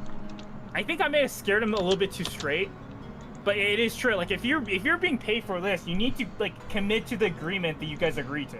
Yeah, And like not communicating is not a good sign in general, right?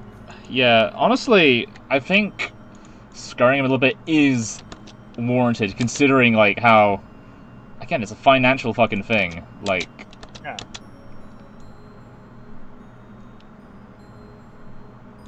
It is, in my opinion, like it is very important that you communicate to your clients to make sure, like, you're not screwing them over. I know, like, it's probably friendly, but I do feel like if the commission is like due like from like a month ago, like that's not a good sign, right? yeah. Even if they're like friendly, they're not going to rely on you for like any future commissions. Yeah, and also, in the worst case scenario, like, they could just probably tell their friends, hey, don't commission this guy, he fucking scammed me. Yeah. Like, honestly, I'm not surprised that guy did not ask for a refund, like, from Yeah. him. Because... Right. The good thing is, from what I understand, no money was being exchanged, but, like, but it's still important that you need to communicate to them, like, yeah, I'm not gonna be able to do this. Because it came off as, like, he's not really too serious, and his heart just wasn't in there, right? Yeah. And I thought, like, it doesn't sound like you're really respecting your client's time. Yeah. Mind you, we Yeah. also had this particular person on the, Winter Film Fest when he first started up, and he did not take it seriously as we did, and I'll be honest with you, like, the lack of interest he kind of shown towards it, it did kind of bother me a lot. I was pretty vocal about it, like, you know what I mean? I can't be too upset about I know. like people not necessarily caring about this. But it's just kind of like from this perspective that like we kind of put him on to like help out, and he just thought it was just another group chat to like do silly shit in, and it's just like Yeah, That's- not a fan of that. No. he did apologize, but like I don't know, it just didn't seem like he learned from it. Yeah. I hope he does like learn from the commission stuff in the future. Because, again, like...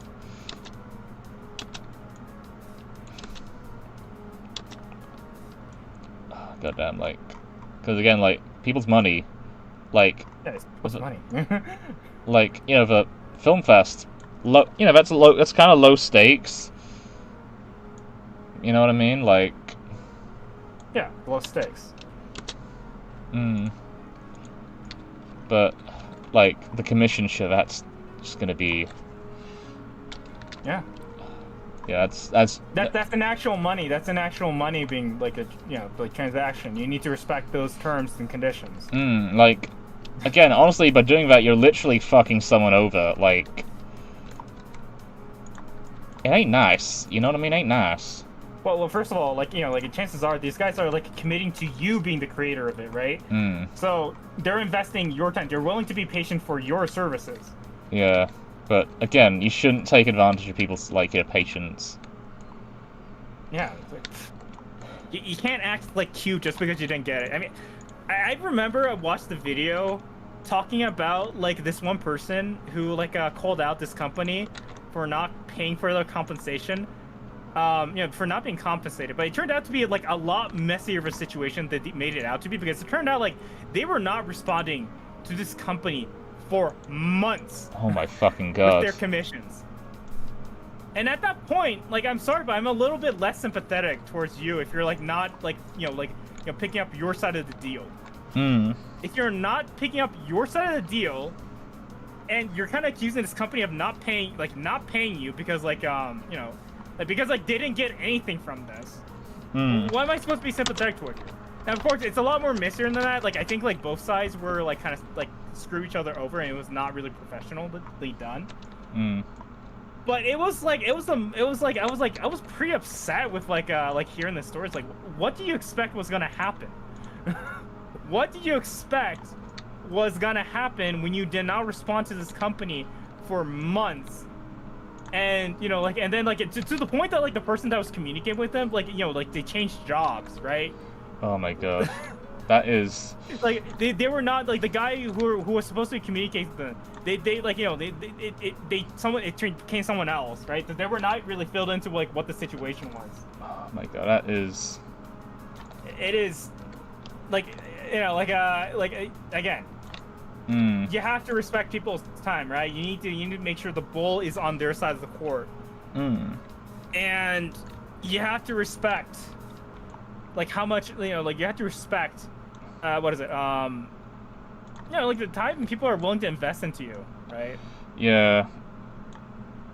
Like, I don't know. Like, there's a lot of discourse about, you know, like entitlement of artists.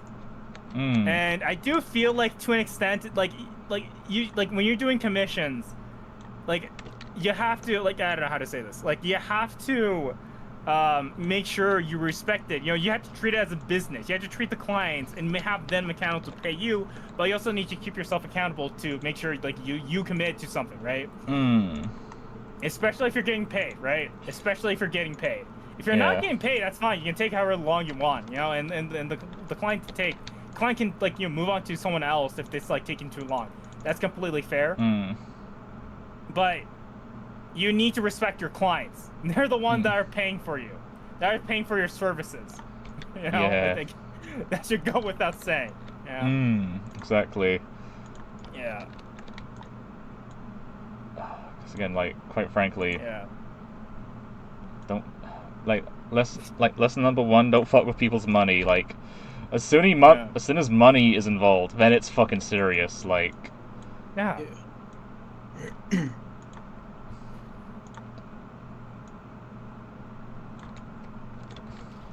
dollar bills, y'all. Yeah. Also, like, you know, like no one wants to do business with you if you're not willing to, like, you know, like, play with the rules, right?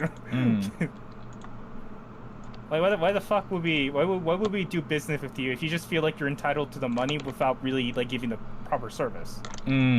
Exactly.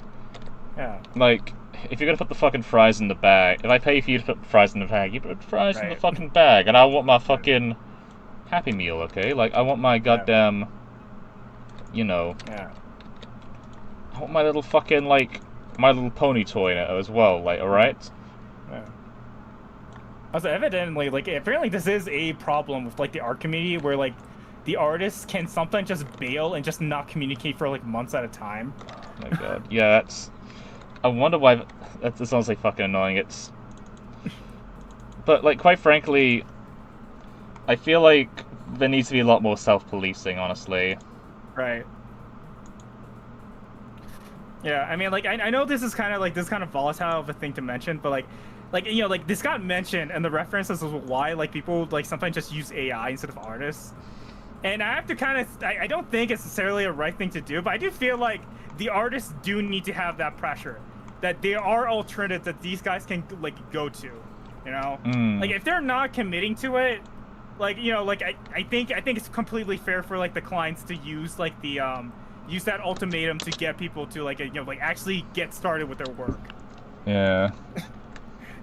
They need to know that at any time, like at any time, you know, like people are like people's patience are limited. At a certain time, they're going to go to ways where they're like that people may not like, right? You may not like. Yeah. Which is more of a reason. Which is more of a reason to like you know, to motivate yourself to get something done. You cannot be on the assumption that, you know, like you have like a job security in terms of like doing these commissions. You're not. Yeah. Exactly. Honestly, it's on you if you are willing to get it done or not. Like. Yeah. God fucking damn.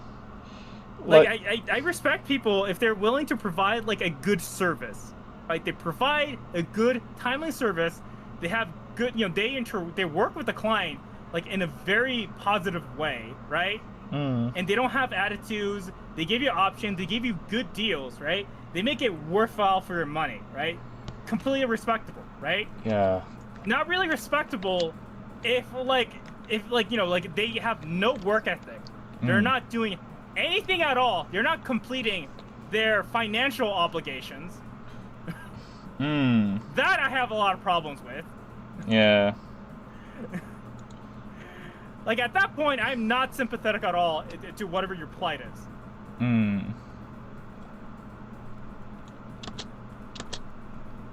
Yeah, something like that, yeah. Yeah. Yeah.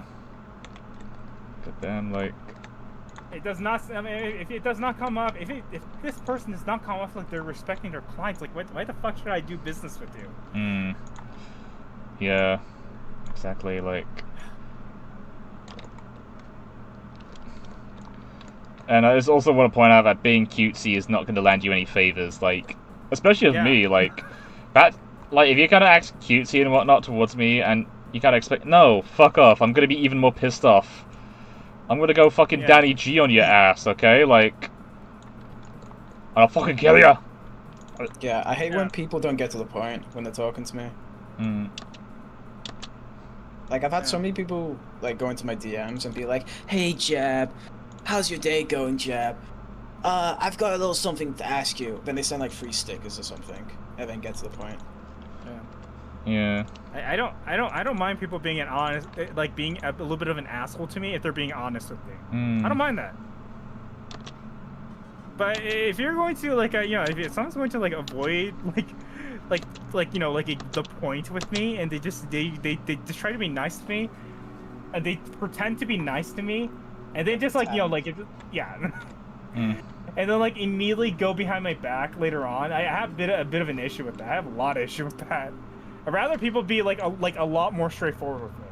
Yeah. Like if you have an issue with like whatever is going on, I need you to communicate that with me directly. Yeah. Also, hello Shrek and welcome to the stream. Yeah. Yeah, we're just like talking about. Yeah, he's in the chat right now. Right now we're just talking about people who are not willing to commit to like commissions and kind of waste people's time. That's what we're kind of ranting about at the moment. Yeah. Shrek, I believe you have access to the chat to join us. So Yeah. feel free to join us. Yeah. Hell yeah. You can come join us on stream.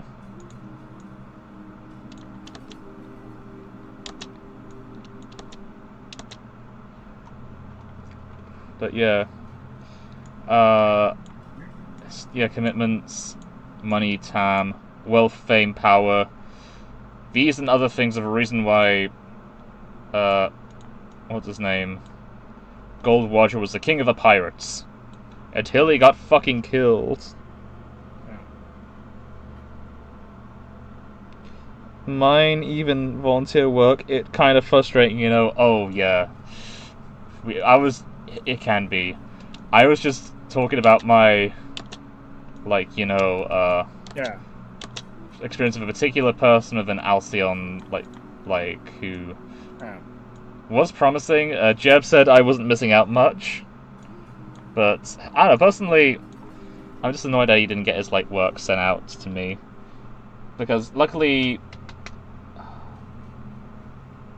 I know he doesn't want to be credited anymore, but like the one animator who does a really good job at it, like literally remade this guy's entire animation and got it done in a quicker time without Blender. Yeah.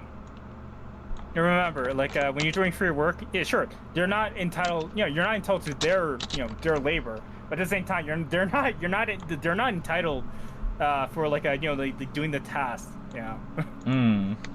People are free to hand the job to someone else who is willing to do it for do it on time. Exactly. Yeah. That's the rule. You know, them's the rules. You have no when you're doing for free, there's like no entitlements. Like people can people organize a project can easily replace you for any reason. They can switch you off if someone else if you're not committing to it.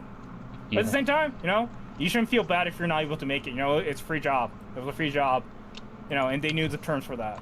Yeah, and the opportunity comes once in a lifetime. Yeah.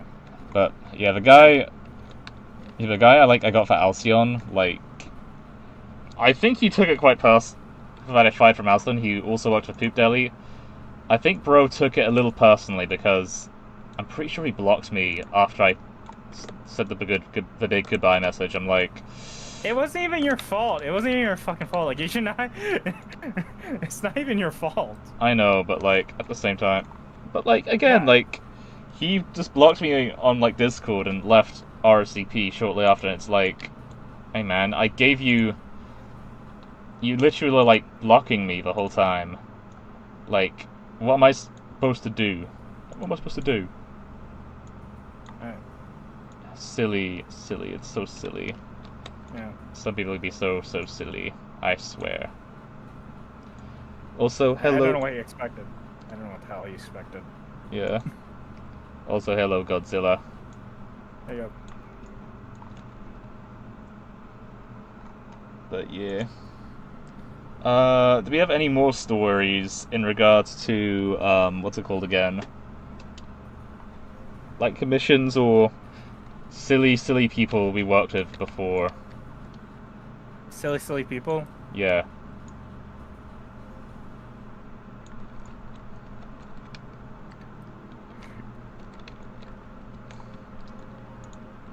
Like, any from you, Jeb? Any from you, Rinken?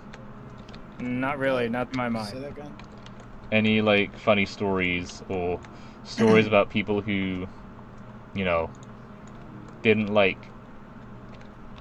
take production seriously or, like, commission-based stories? Really? Oh, wait, can I bring up something about, like, Tree of Life? The good old Tree of Life.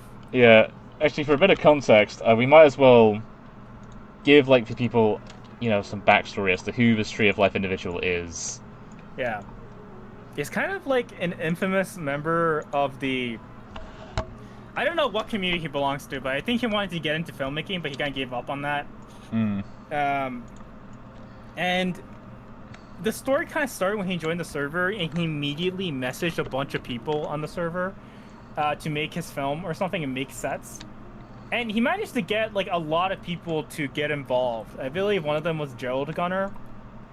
And who managed to get like a set built by him. Yeah. Nothing wrong with that. The problem comes when at a certain point, what I believe happened is like he talked to me and he said, "Hey, can we do a partnership with like RSVP, right?" And all I said was like, "Yeah, if you get the film out, we'd be happy to promote you, right?" And he kind of twisted my words to say that that means like I fully endorse whatever project he's working on. And then he went to like my DM saying, I think Rinken told me about you. Like, we have this big partnership going. And I like went to the admin troop saying, Rinken, who the fuck is this guy? And yeah. He was going on this like elaborate fucking like talk about his movie and how I think he was kind of a film lobber, but he had, like, footage to show. Like, he had this, quote, NDA, if I'm not mistaken, like... Yeah, I asked him, like, okay, I mean, if you're, like, I'm willing to work with you, have something to show. And he says, no, I can't show it to you, but I promise you I have it. And I told him, like, I mean, it goes with everyone. Everyone, like, I cannot promote anything that's not made public, right? That's a rule I have for everyone. So I can't put this specific guy in a pedestal. Especially because I don't know who the hell this guy is. Yeah, exactly. And I'll be honest with you, like, the whole conversation had a lot of scammer vibes. Like, you know, it's the kind of talk a scam would use to endorse or trick people in to work on their little thing. You know what I mean? Like, something on the lines of that, basically. Yeah. And the thing I really did not like is he used the name of RSVP to bring people into this production. Because he made it seem like we're going to be like voice actors or we're going to fully fund this thing. We did not. All I said was that, you know, if you get it done, we'd be happy to like ping it to people on the server. If he got it done. That was the condition. We did not agree to anything until that condition was complete. Which is a basic... But he went around spouting off that, like, you know, like this is a collaboration with like the RSVP. And he just went to town with it, right? Yeah. Like, even and though... I think you guys understand, like, what the issue with this may be, right? It's misleading as fuck, bro, like... Like, we don't necessarily enforce a lot of our trademark, right? But I think, like, you should not be lying to, like, the people who are working with you of, like, who was involved in it. Because I'm fucking confused. Like, I don't know anything about this project. I don't know anything about this project. I can't speak for anything about it. Neither can I. Yeah. And that's kind of become a problem, right? Like, and I'm kind of worried because, like, with the state of how this project is going, if what if this project goes under? Like, are they going to blame us if it goes tits up? I don't want to deal with that. Yeah. Oh, and let's get to the juicy part of the fucking story. So, a good buddy Spootloot, right? Like, he gets... Yeah. He does animation work for his series. He gets messaged by Tree of Life, and, you know, he kind of, like, pesters Swoot to actually, like, you know, join his project, and Swoot's like, you know what, fine, I'll join. And for months and weeks on end, like, Swoot was just not told anything and not given any work. And he did not know what to do with the scene. And also, Tree of Life did not communicate with his teams whatsoever. And also, as I mentioned, he had multiple fucking animators work on his project too, right? Yeah.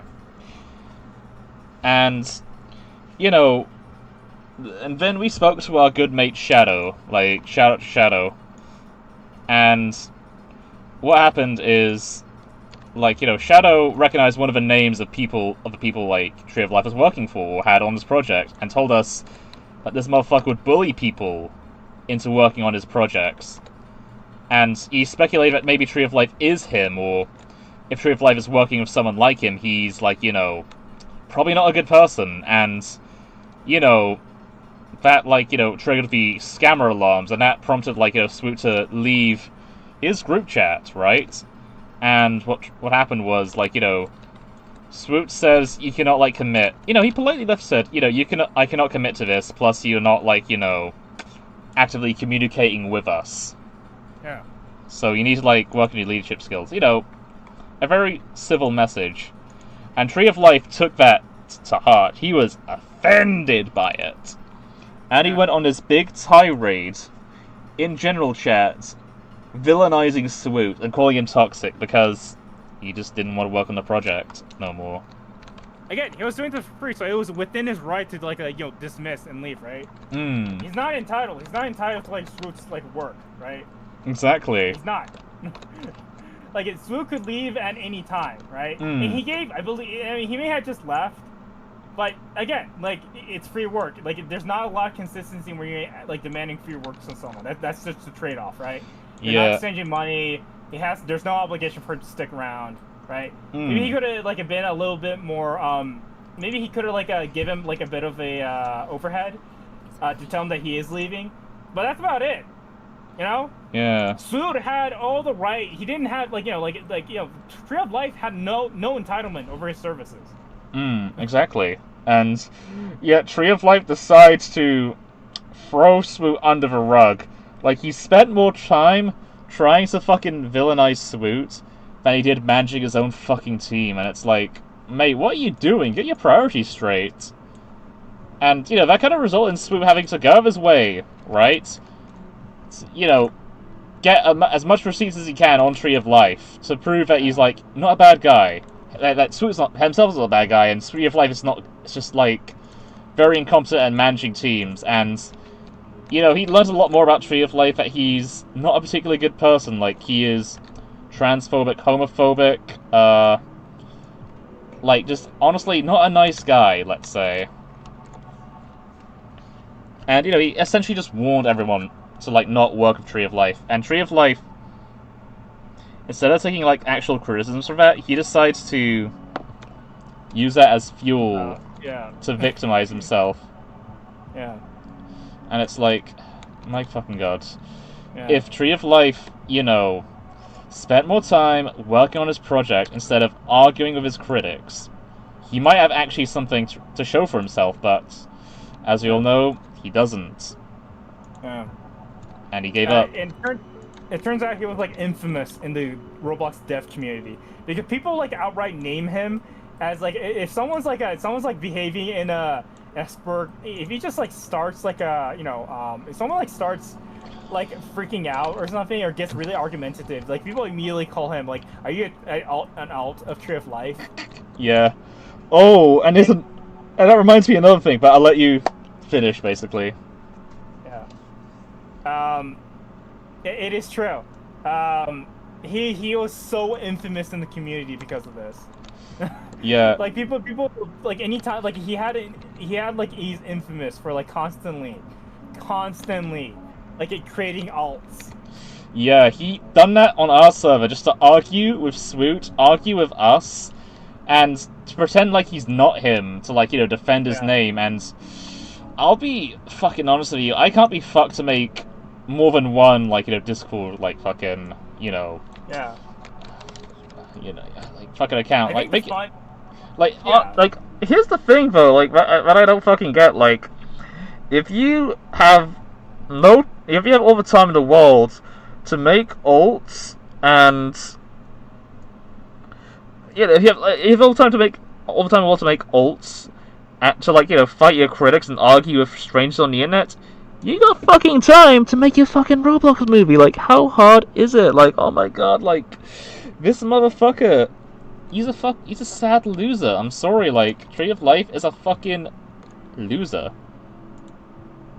Yeah, right. You could be in this very room. Yeah, I finally joined back by the recommendation of Jab to go back onto the hidden dev server.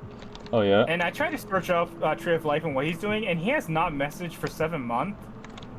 And his last message was him posting a bunch of AI images, and like pretending that he made a bunch of like AI generated like sketches, and said like he made them. Oh man. I think he became like a grifter just before he left like the server. Yeah. I think he left the server because like, I can still find his messages. He either got banned or left the server. That's a very young Republican move. I ain't gotta lie. Yeah. I don't know, like nobody misses him, but he's kind of like the boogeyman in the server. It seems like, because like I remember when like a mod joined one of the conversations, and he immediately recognized who this guy was, and he refused to take a Tree of Life seriously. Yeah, like, fucking hell. I'm not gonna lie, Tree of Life acts like a fucking lolcow, like one of those right-wing lolcows. Yeah. Because, goddamn. He is he's an interesting character, I'll be honest with you. Yeah. Can't be that bad, right? Right? What do you mean? What do you mean can't be that bad? Can't be that bad, right? What do you mean can't be that bad? Like, surely not.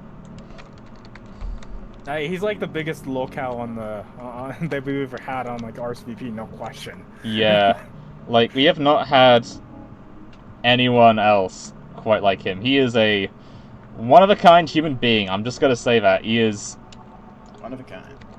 literal one of a kind. Like, you're not gonna get someone like him ever again. And also, shout out to the Tree Slayers in the RCP server, like, our beloved Tree Slayers. Tree Slayers? Yeah, so, for a bit of context, though, we have basically people who interact with Tree of Life and fought against him when he on his multiple ults. They got a honorary role called Tree Slayers, and they're all, like, in green. I'm gonna list off all of them right now. There's us, of course. Like, there's... Actually, I don't have it. Let me try and see who is a Tree Slayer. At Tree... Lumberjack Tree Slayer. Oh my god, that's why we have a lumberjack row. Yeah. Yeah. So, I think the only two I remember off the top of my head would be, like, Swoot and Grayson. And that's about it. Yeah. I think Pepperino had the role, too. Before he left. Yeah. Yeah, Tree Slayers. It's RCP, like, Elite Ball knowledge. All makes sense now. I think the reason why he's so infamous is because he just has very few redeeming features. Like, he has redeeming qualities of himself. Yeah. Like, he is not a... He sincerely does not have, like, a single redeeming quality. Like, he knows how, apparently he knows how to do, like graphics, like graphic design to some extent. Reminds me of a Bürgermeister, I'm not gonna lie. Because Bürgermeister was also a graphic designer. Yeah, like, he apparently he knows how to do, like 3D renders. I mean, it's not too impressive. Like, you can kind of tell he's, like, maybe, like, have a year experience with it. You know, it's not really that impressive. Like, yeah. He has very few redeeming qualities. Yeah, like, goddamn Tree of Life. You are an interesting creature. Also, sort of kind of, like, you know, conversation a little bit, but I have added blood to the sea now. Oh, nice. Would you guys want to have a look at it? See how it looks? Yeah. Apparently, Godzilla has plenty of, like, stories about people who didn't take, you know, production seriously. Okay, let's go. You ready? Alright. Cool. I'm ready. Let me take a look. Hell yeah. Let's go! Oh. Yeah. I hope next time, up in, like, chapter 4, you sort of you'll make everything, like, to scale. Yeah, that's the plan. That's my plan. I'm gonna do next time. Kind of like not smartly foreshadow, like, planned on your side there. Yeah, I didn't plan it out properly. I ain't gonna lie. But yeah, it needs a few bit of, like, fixing, but I'd say so far it's good. I'm just gonna pop to the loo real quick, so I'll let you guys discuss whilst this plays on stream.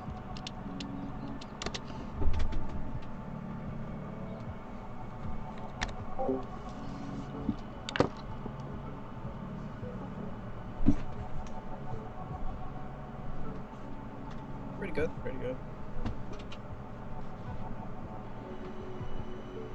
I can't believe Alcion's been in, like, development for ages.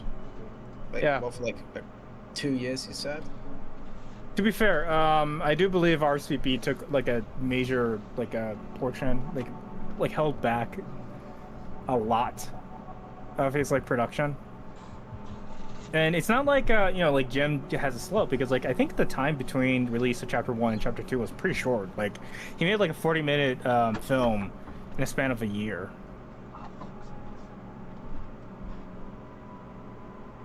Anyone in there?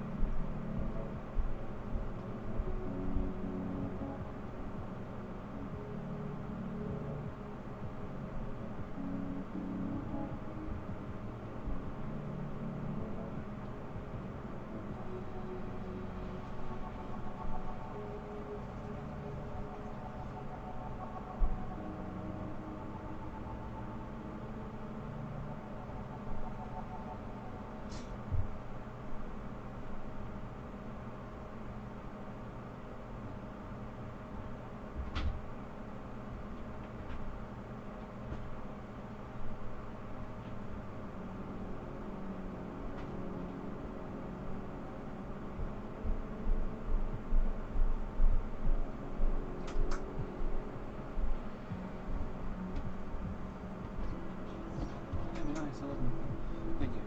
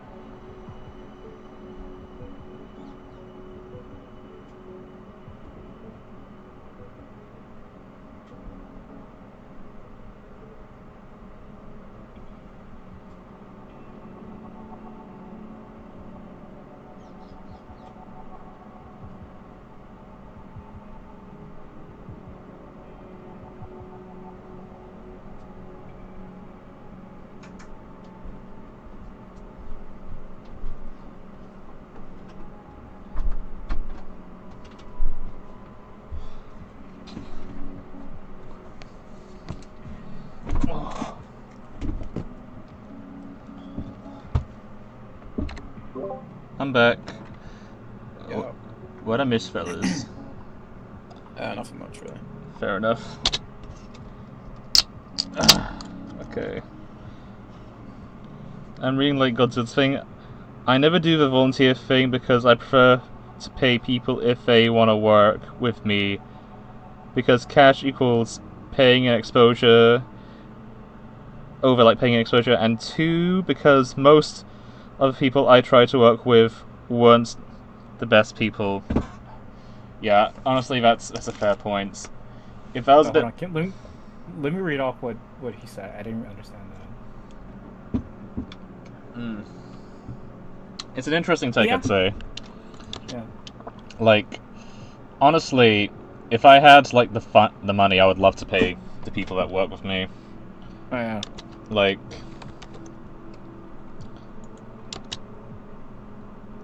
I'm not sure like how. No, what are you about to say? I do have a policy. I'm okay with like working for exposure, but that's the thing. When I mean exposure, I give out the models for free to the public. I won't do that for free. It's just like you have no claims of exclusivity. You know? I can do whatever the hell I want with the model, including using it in my animation, people using it in their animations. Yeah. Oh yeah. And I'm kind of shocked to hear like people are really hesitant to like do a free request just because of that. Like they want to do it for free, but they also want to have like exclusivity to the models. Yeah. Yeah. I feel like that's a weird sense of entitlement. Yeah. A little. Yeah, I'd it's free say. model. I'll do whatever the hell I want with whatever I make. And I feel like the worst kind of regrets I have is like me kind of like lowballing myself and accepting a paid commission, but like having to also accept that like, you know, it's also exclusive.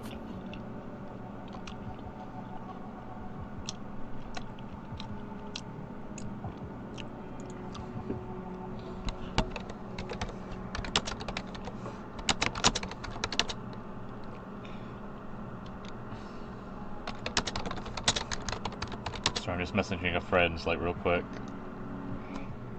But yeah.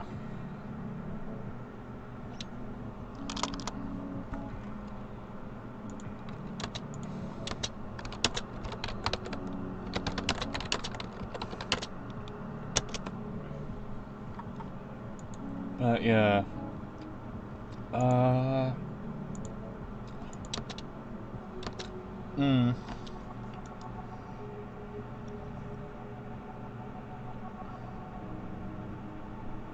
Ooh.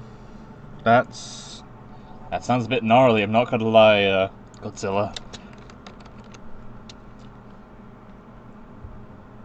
What do you say? Let me see. What do you say? Yep, I'm reading chat. We are reading the chat. Yeah, what did he say? He has a particular story about one person he had to cut ties with due to that.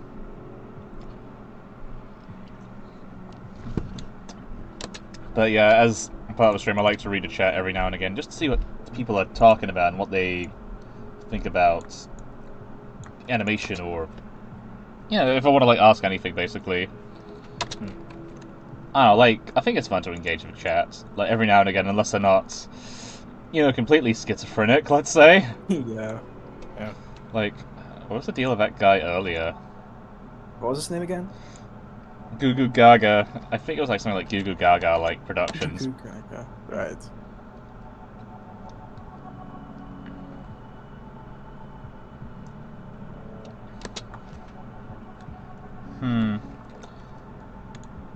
I'm thinking of adding something to, like... Do you think, like, smoke in, like, the Brute's eyes would be a good touch? Like... Because, he gets shot in the fucking face, right? Like, I'm thinking... Probably some smoke in his eyes.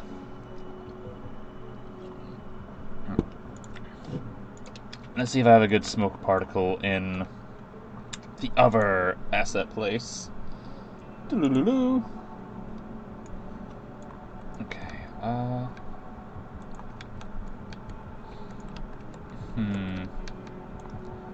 Right. Oh yeah, this is the asset library for Alicion Chapter 3. I just want to show this to everyone real quick. So, here's Hoplite, here's the Alicion, here's Jetto, here's Uzu Rex, here's Uzu Rex, and Uzu Rex, and his missiles, and Brandolo's cluster missiles, and all the weapons up here. And we got, like, the different type of manipularises that show up in the chapter, along with the Brute. Sorry to get carried away, but I don't think most people see this particular side of the production. Yeah. Didn't you commission the design for, like, the update design for the Alicion?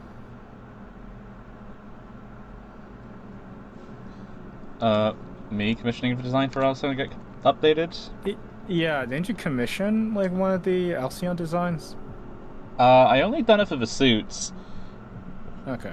Because the original was made by Bürgermeister, also,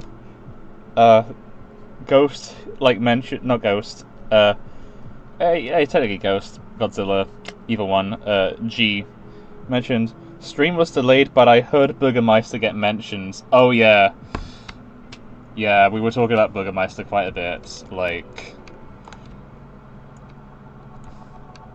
Yes, we were. And Jeb has not known anything about, like, the entire filmmaking scene until he met us. Yep.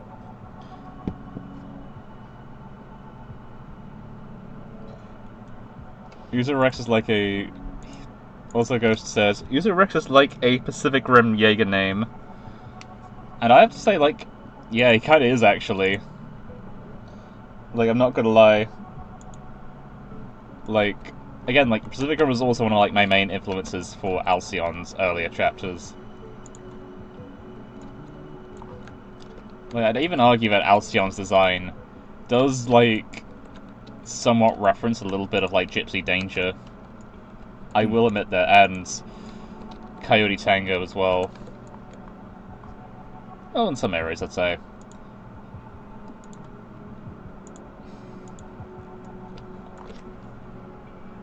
It's gonna be 1 hour before Swoot's film premiere, so I want to be there. Oh, yeah. Oh, yeah. I might... Yeah, actually, you know what? I'm gonna probably end the stream, like, real soon, because I'm basically just finished with this whole scene.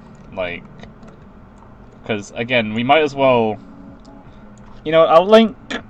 You know, I think I'm gonna link Swoot's, like, short film premiere in, like, the chat before I leave.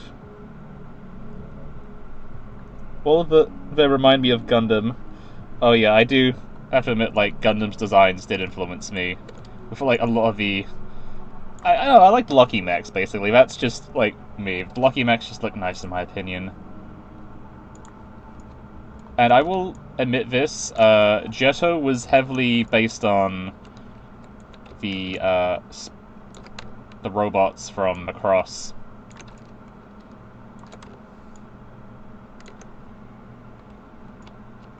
Oh yeah, I kind of see a little bit of Striker Eureka.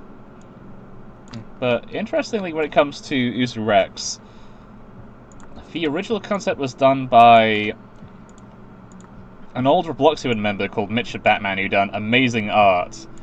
And oddly enough, later down the line, Glub done concept art for a fan-made, like, you know, mech for Alcion.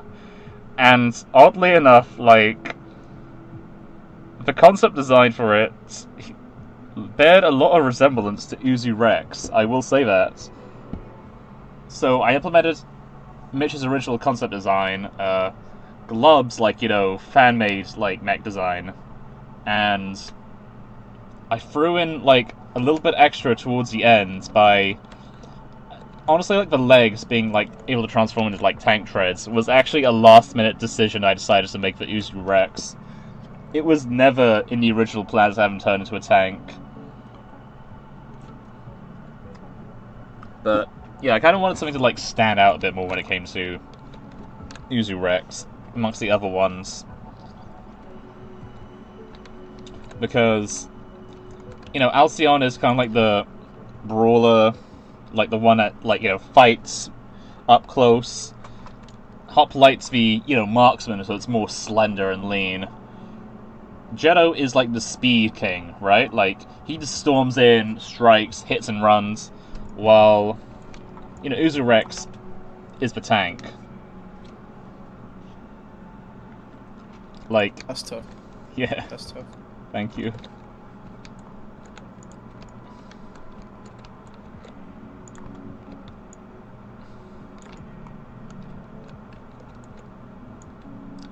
But yeah, out of like the 4 main mechs on Alcion, like, I'd love to know which is your guys' favorites in terms of design, or yeah, just design really. Uzu Rex. Fair enough. Any particular reason? I like its transforming legs. Hell yeah. As long as you include some sort of transforming aspect to a mech, I usually favor it significantly more. Hell yeah, that's fair enough, man. What about you, Jeb? Oh, the same. Uzi Rex? Yeah. Love the colors on it. Oh yeah. I remember back in, like, what, the Robloxua days, or RFMC to RCC days, everyone's favorite mech was, you know, Jetto. Really? Yeah, I think it's because he's, like, red and goes really fast. Oh, yeah. But He does have the main character mech energy. oh yeah. Plus, in every mech series, you need one person of, like, a red mech. Like, it's a common trope, but honestly, it's my favorite trope. I just love that trope. It's so good. I disagree. I kind of prefer the non-rod mechs. Really? It does. I don't know. It's a little bit too played out. I think it's mainly because, like, in Tokusatsu, like, red mechs are very common. Oh yeah. And I kind of get annoyed when, like, the main character is like the red. I kind of prefer like different colors, like main characters. You know. That's fair. Yeah. But you kind of have Gundam to play for that. You Yeah. might as well blame Gundam for, like, creating Shara in the ball. Yeah.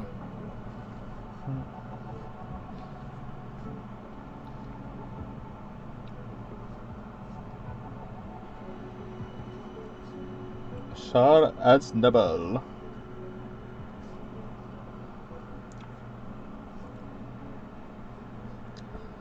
Now that I think about it, like, there's a little bit of Shar within, like, you know, Brandalo, considering he pilots a red mech that goes fast, and he kind of is a little bit of, like, Alta's rival within Alcyon.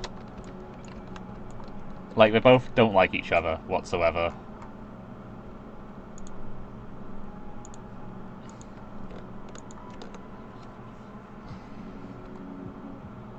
So the colors doing like a bit of storytelling, or what? Oh yeah, because Who's like the #1 enemy to like red? Blue. Like, I don't know.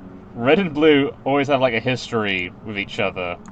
Like, we got Virgil and Dante, Arsenal versus Chelsea, Team Fortress 2, Halo.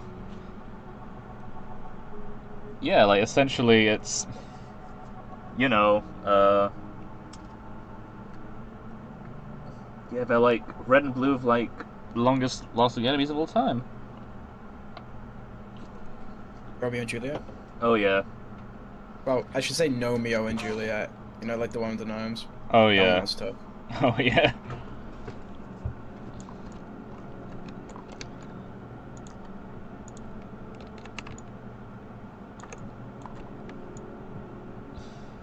I also noticed like you say tough a lot as like describing something that's really cool. Yeah. It's never like one of your catchphrases. Is it? Yeah. It's a common saying for, well, in my opinion. Oh yeah, it's true, but I noticed you tend to like use it quite a bit. Yeah, it's just the way the cookie crumbles, as you say. Yeah, it really is, yeah.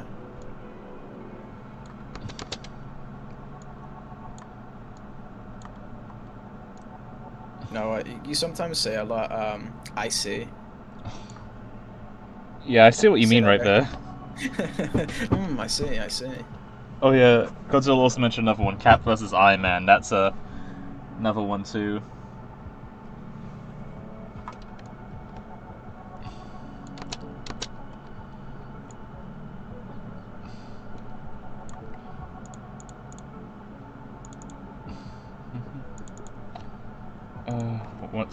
What's a good transparency for? Okay, let's see.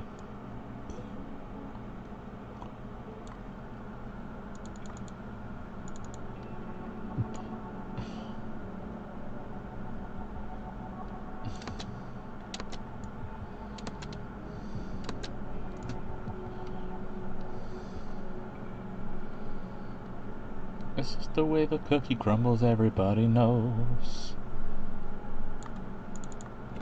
You know, some people say music distracts them from animating, but, you know, I find music helps me a lot when I animate. Oh yeah. It helps me a lot. Yeah, I'd say like I do get motivated when working on stuff with music. It just depends on the vibe of the music though, I'd say. Yeah, definitely. Hmm.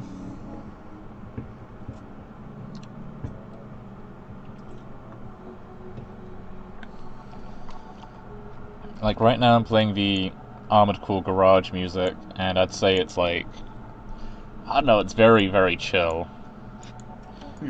Yeah, Armored Core is a great soundtrack. Yeah. Trust me, Glover's played it way more than enough. Hmm. Yeah.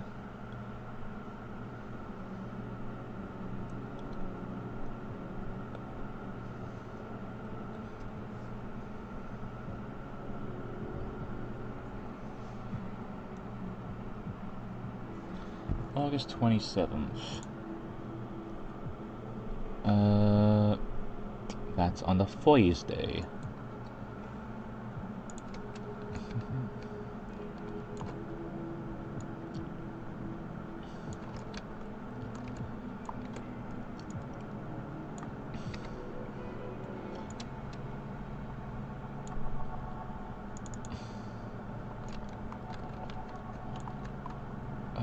Let's make this tiny.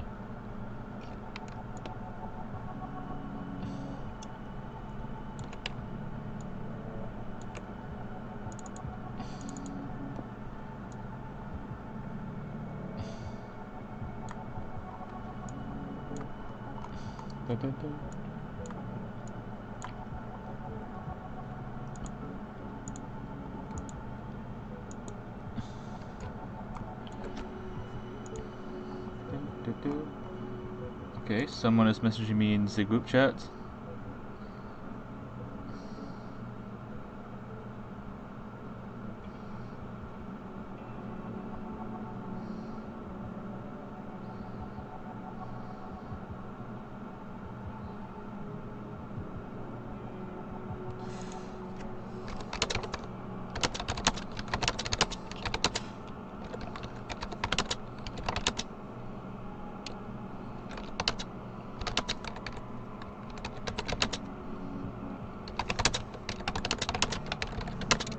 I'll be right back.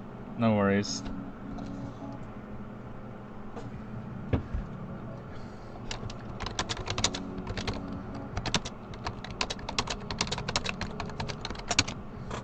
My brother's told me he's on the, what was it, the Dragon's Dream arc of Stone Ocean. I just found out they didn't bother to fix that arc.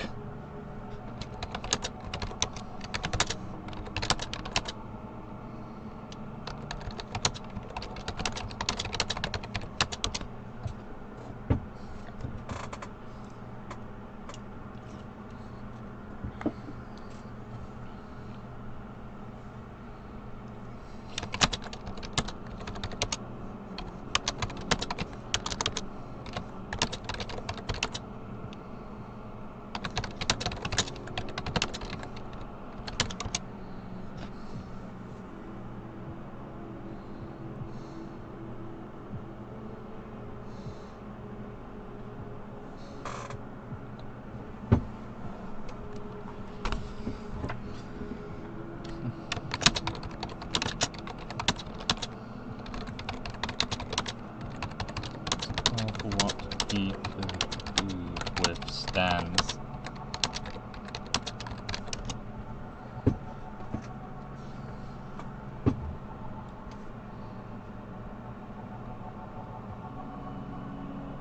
Whatever happened to the Alicion Director's Cut? It's still in the works. Like, again, I want to get the Director's Cut out before after Chapter 3's out. That's my main thing. I've stated that in the video.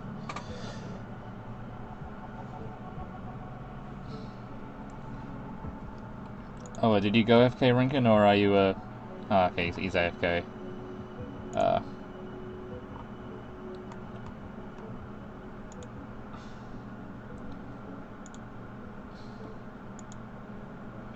Also, welcome Nat to the server. And yeah, like, yeah, when it comes to the Alicion Director's Cut, like, I want to focus on that once Chapter 3 is done.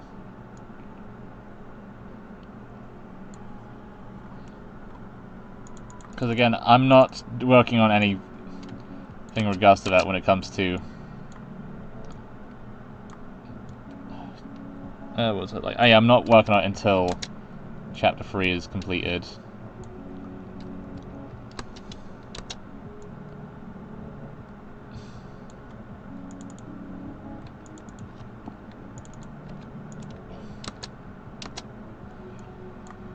See how this looks. I should bring this shit closer, you know?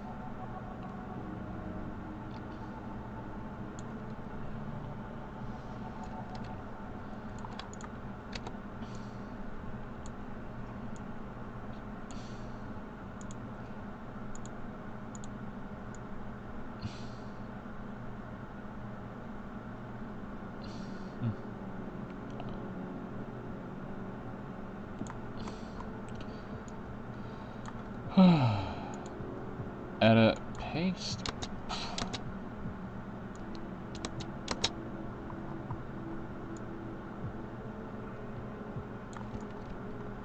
Yeah, let's bring you in a bit closer.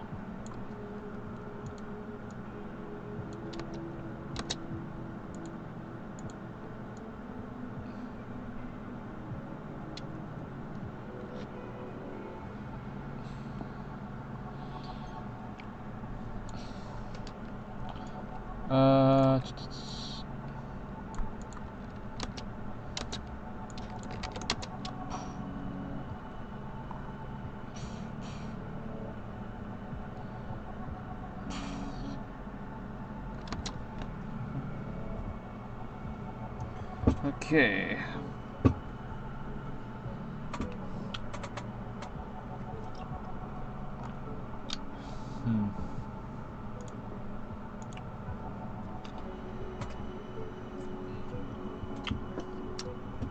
You know what?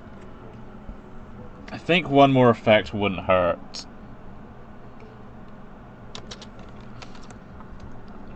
Definitely need like a boom effect when it, like, you know, comes to him getting hit. You know what that looks like? That pose looks like Mr. Beast!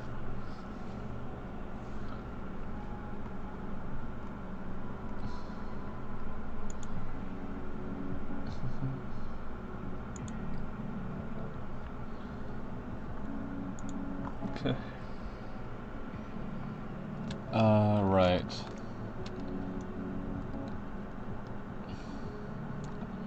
Let me head to the other place real quick to get the particle. What's a good, like... Yeah, that's a good, like, boosh.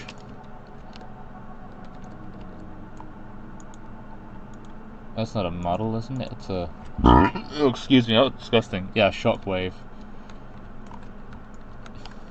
Yeah, I think I'll use you.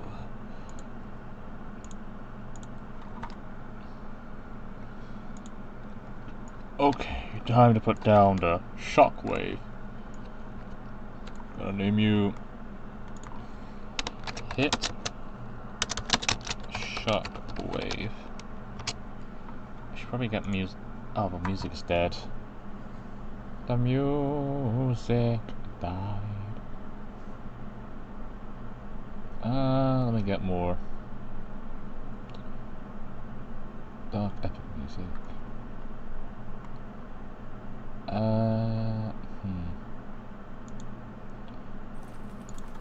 Let me close this down. Been streaming for like almost 4 hours now. God damn.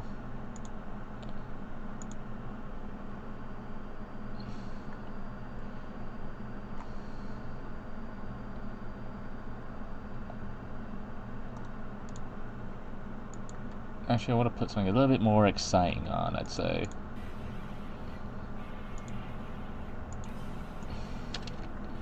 No.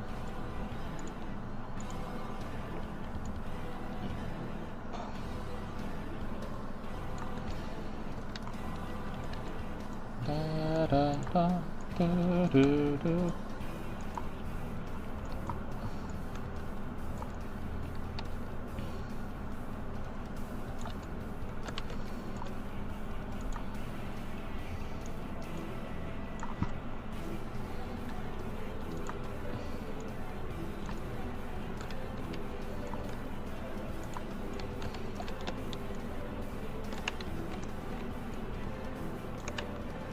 Do, do, do, do.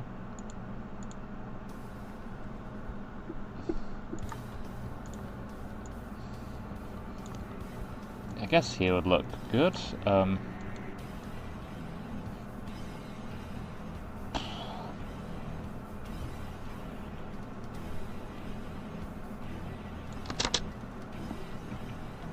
Do, do, do, do, do, do.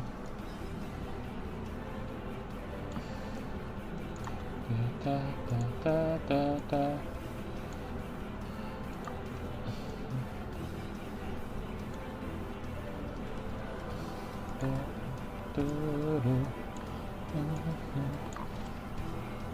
Okay, right, time to add you to the thing, fella.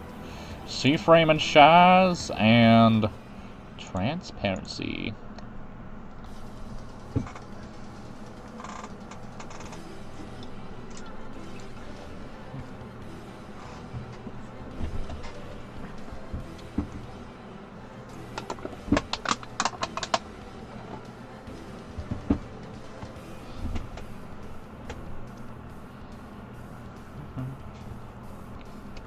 Okay.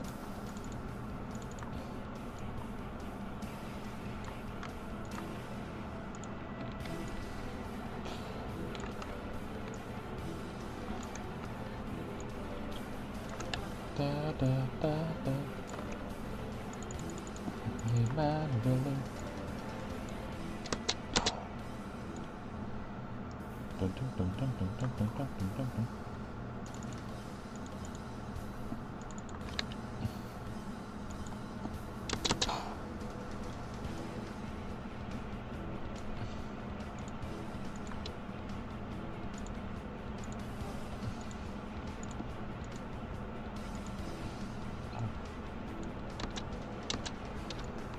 How does this look?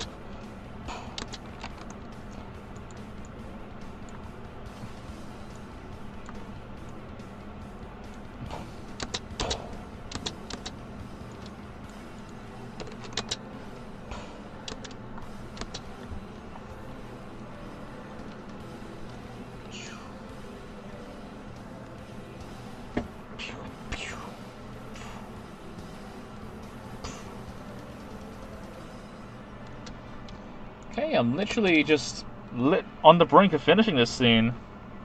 Like, hot dog. Hot diggity dog.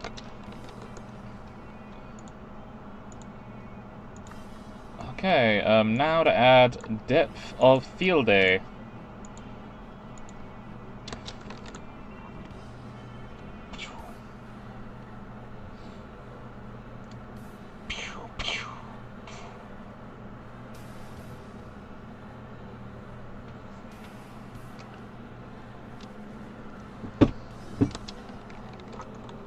Okay, right. Da-da-da-da-da.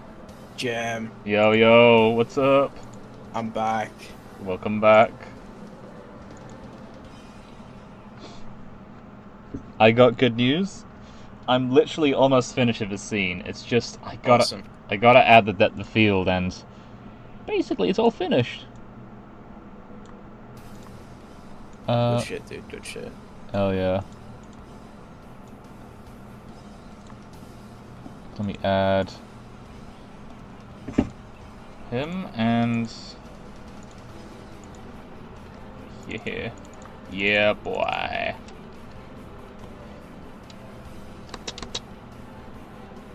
I'm gonna bring him out of depth of field a bit.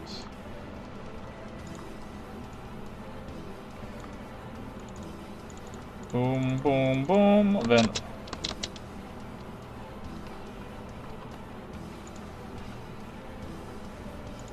Da, da, da, da.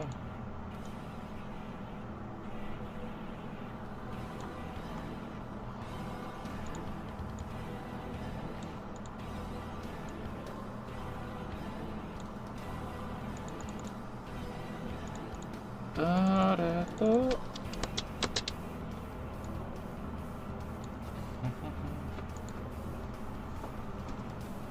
Let me just alter this. God damn.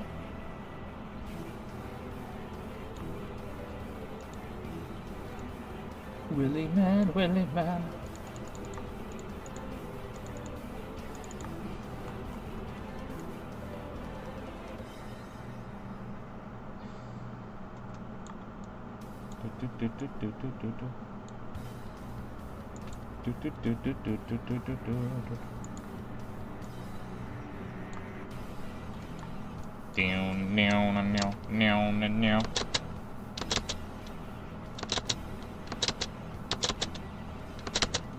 Yeah, he gets stabbed. Willy man, Willy man, Willy man, Willy.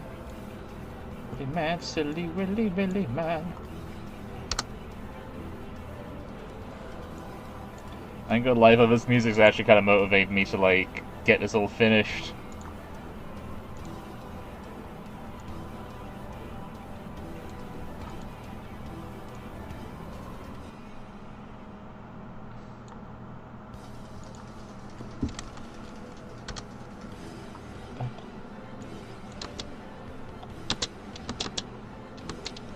Oh no, I'm being grabbed.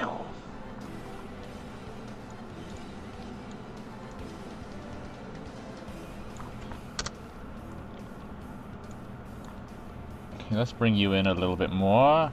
Camera.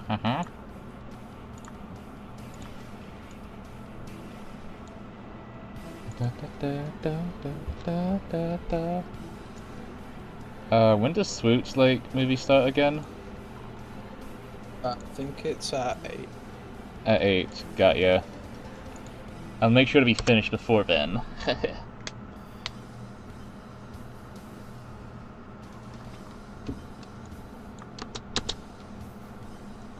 Let's put you back in focus.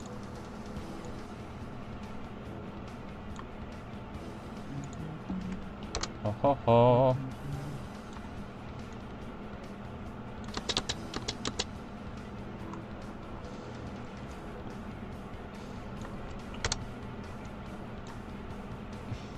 Oh, look at this guy.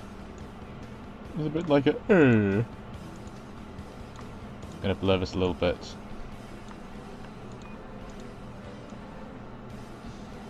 Why is it only one side?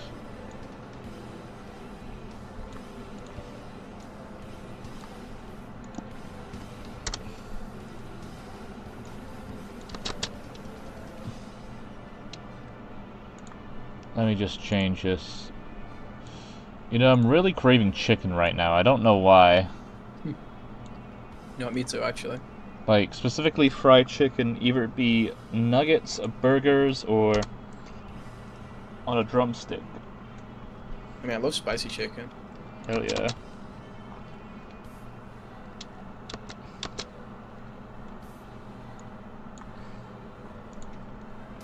Where's Bo?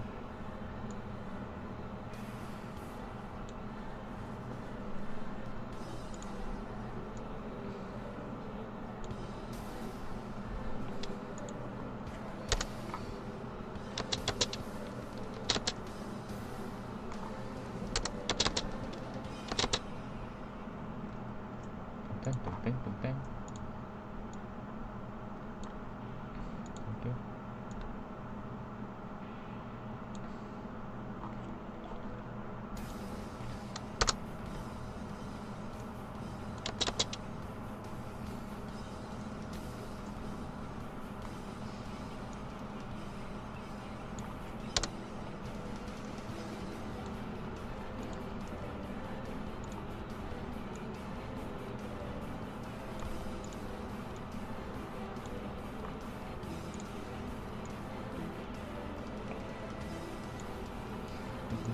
Reggaeton, reggaeton, reggaeton.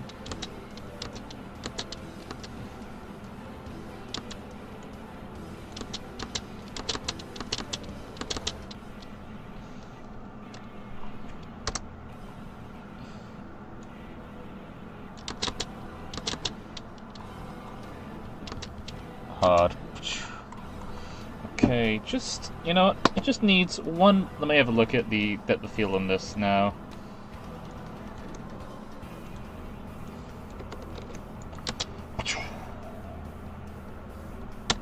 What was that? I've got to make the clouds invisible. God damn, these dream clouds are not invisible. Smoke.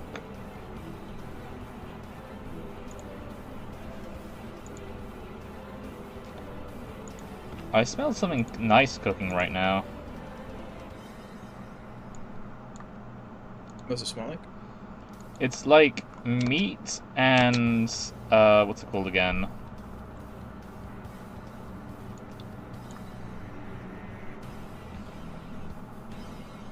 Yeah, it's literally the smell of meat and fucking, I think it's called croissants. Meat and croissants. Yeah. Okay.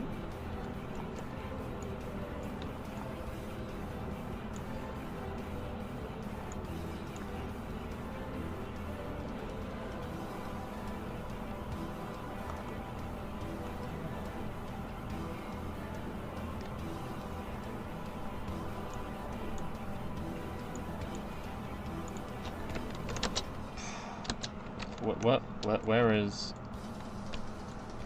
that? Right, the blood effect is like still here. Smoke.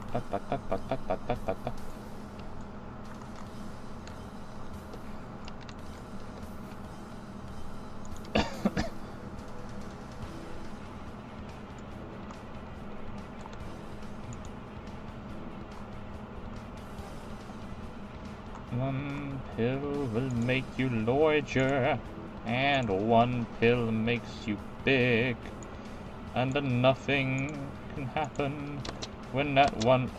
What's a blood effect that cuts up right here? Goddamn, what? There is... Okay, it doesn't show up anymore. That's good, that's good.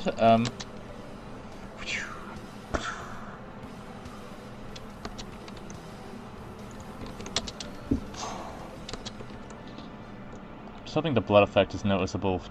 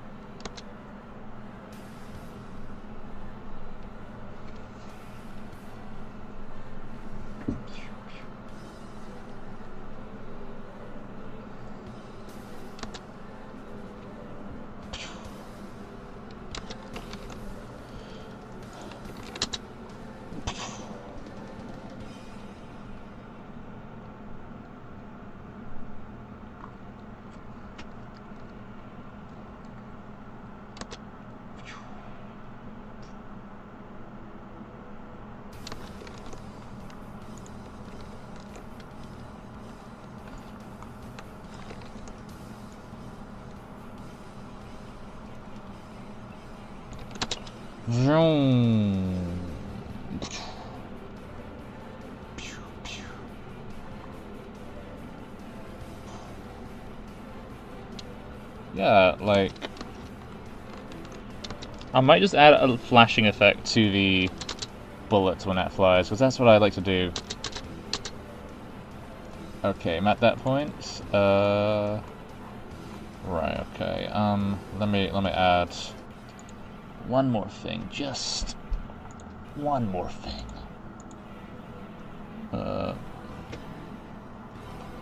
Bloom.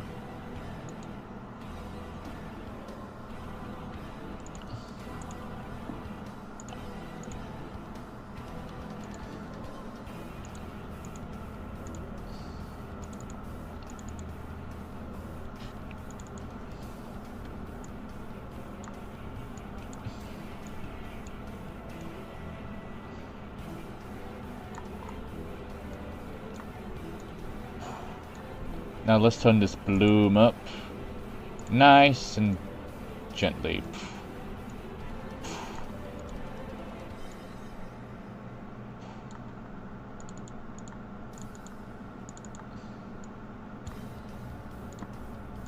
Boom.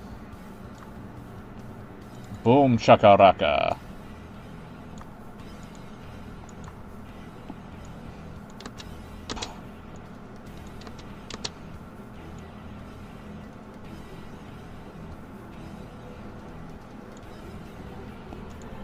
Nasty, silly man, silly man. Silly man, silly man, silly man. Yeah, da, da.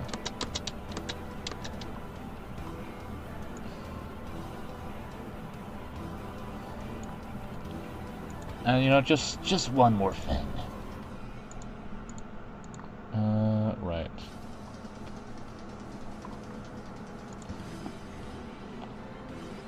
Now the brightness.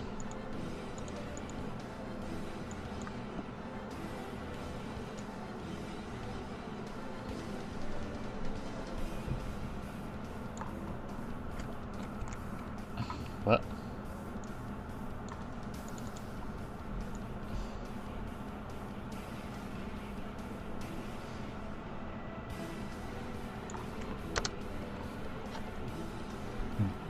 Boom.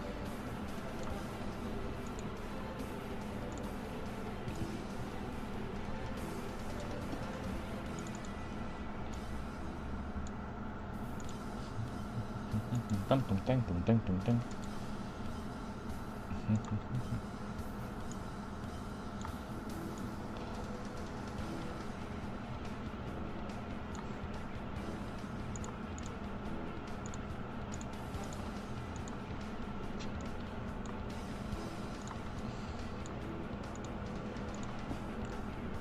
Okay, copy. Come on, come on. You can do this. You can do this, pal.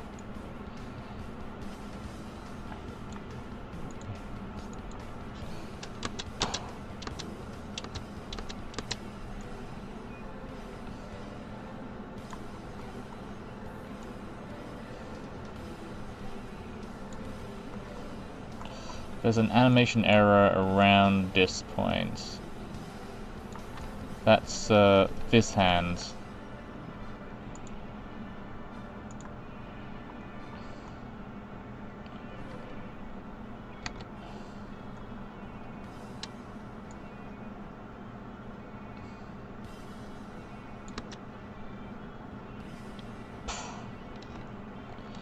And I'm finished. Here's the final scene, fellas.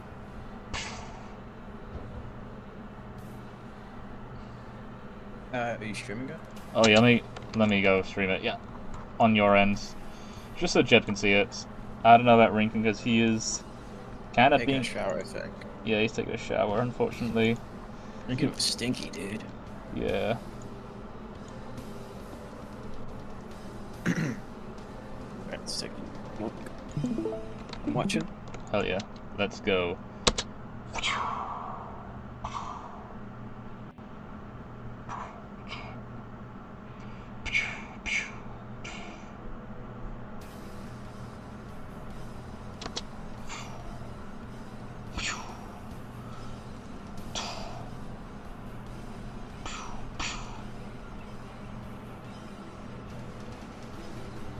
One more time. Yeah. Cool.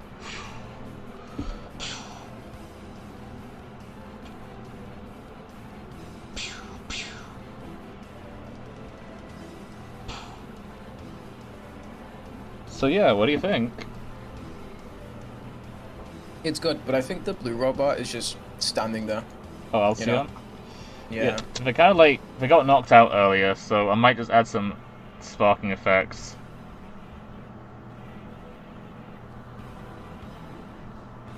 Yeah, good. Thank you. But yeah, I think I will call the stream here. So,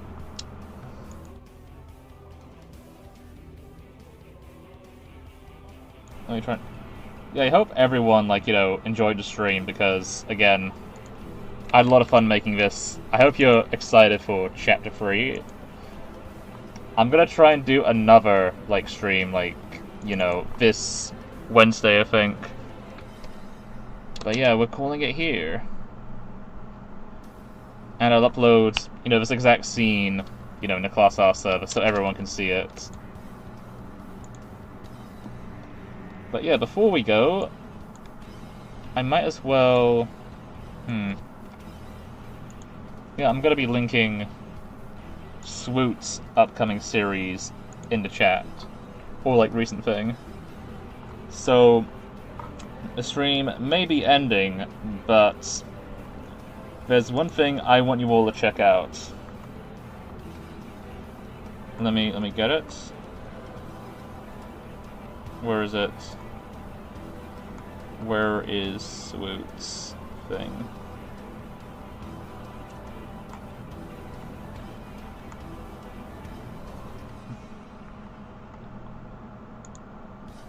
Major release. Okay,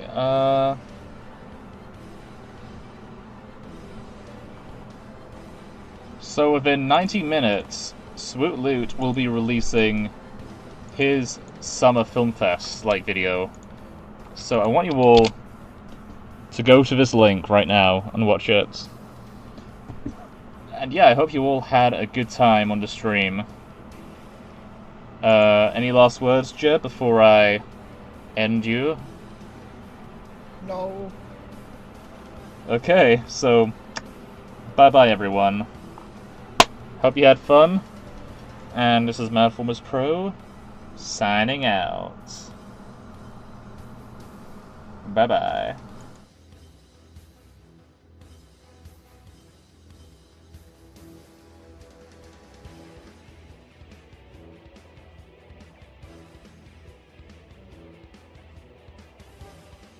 Before you end me?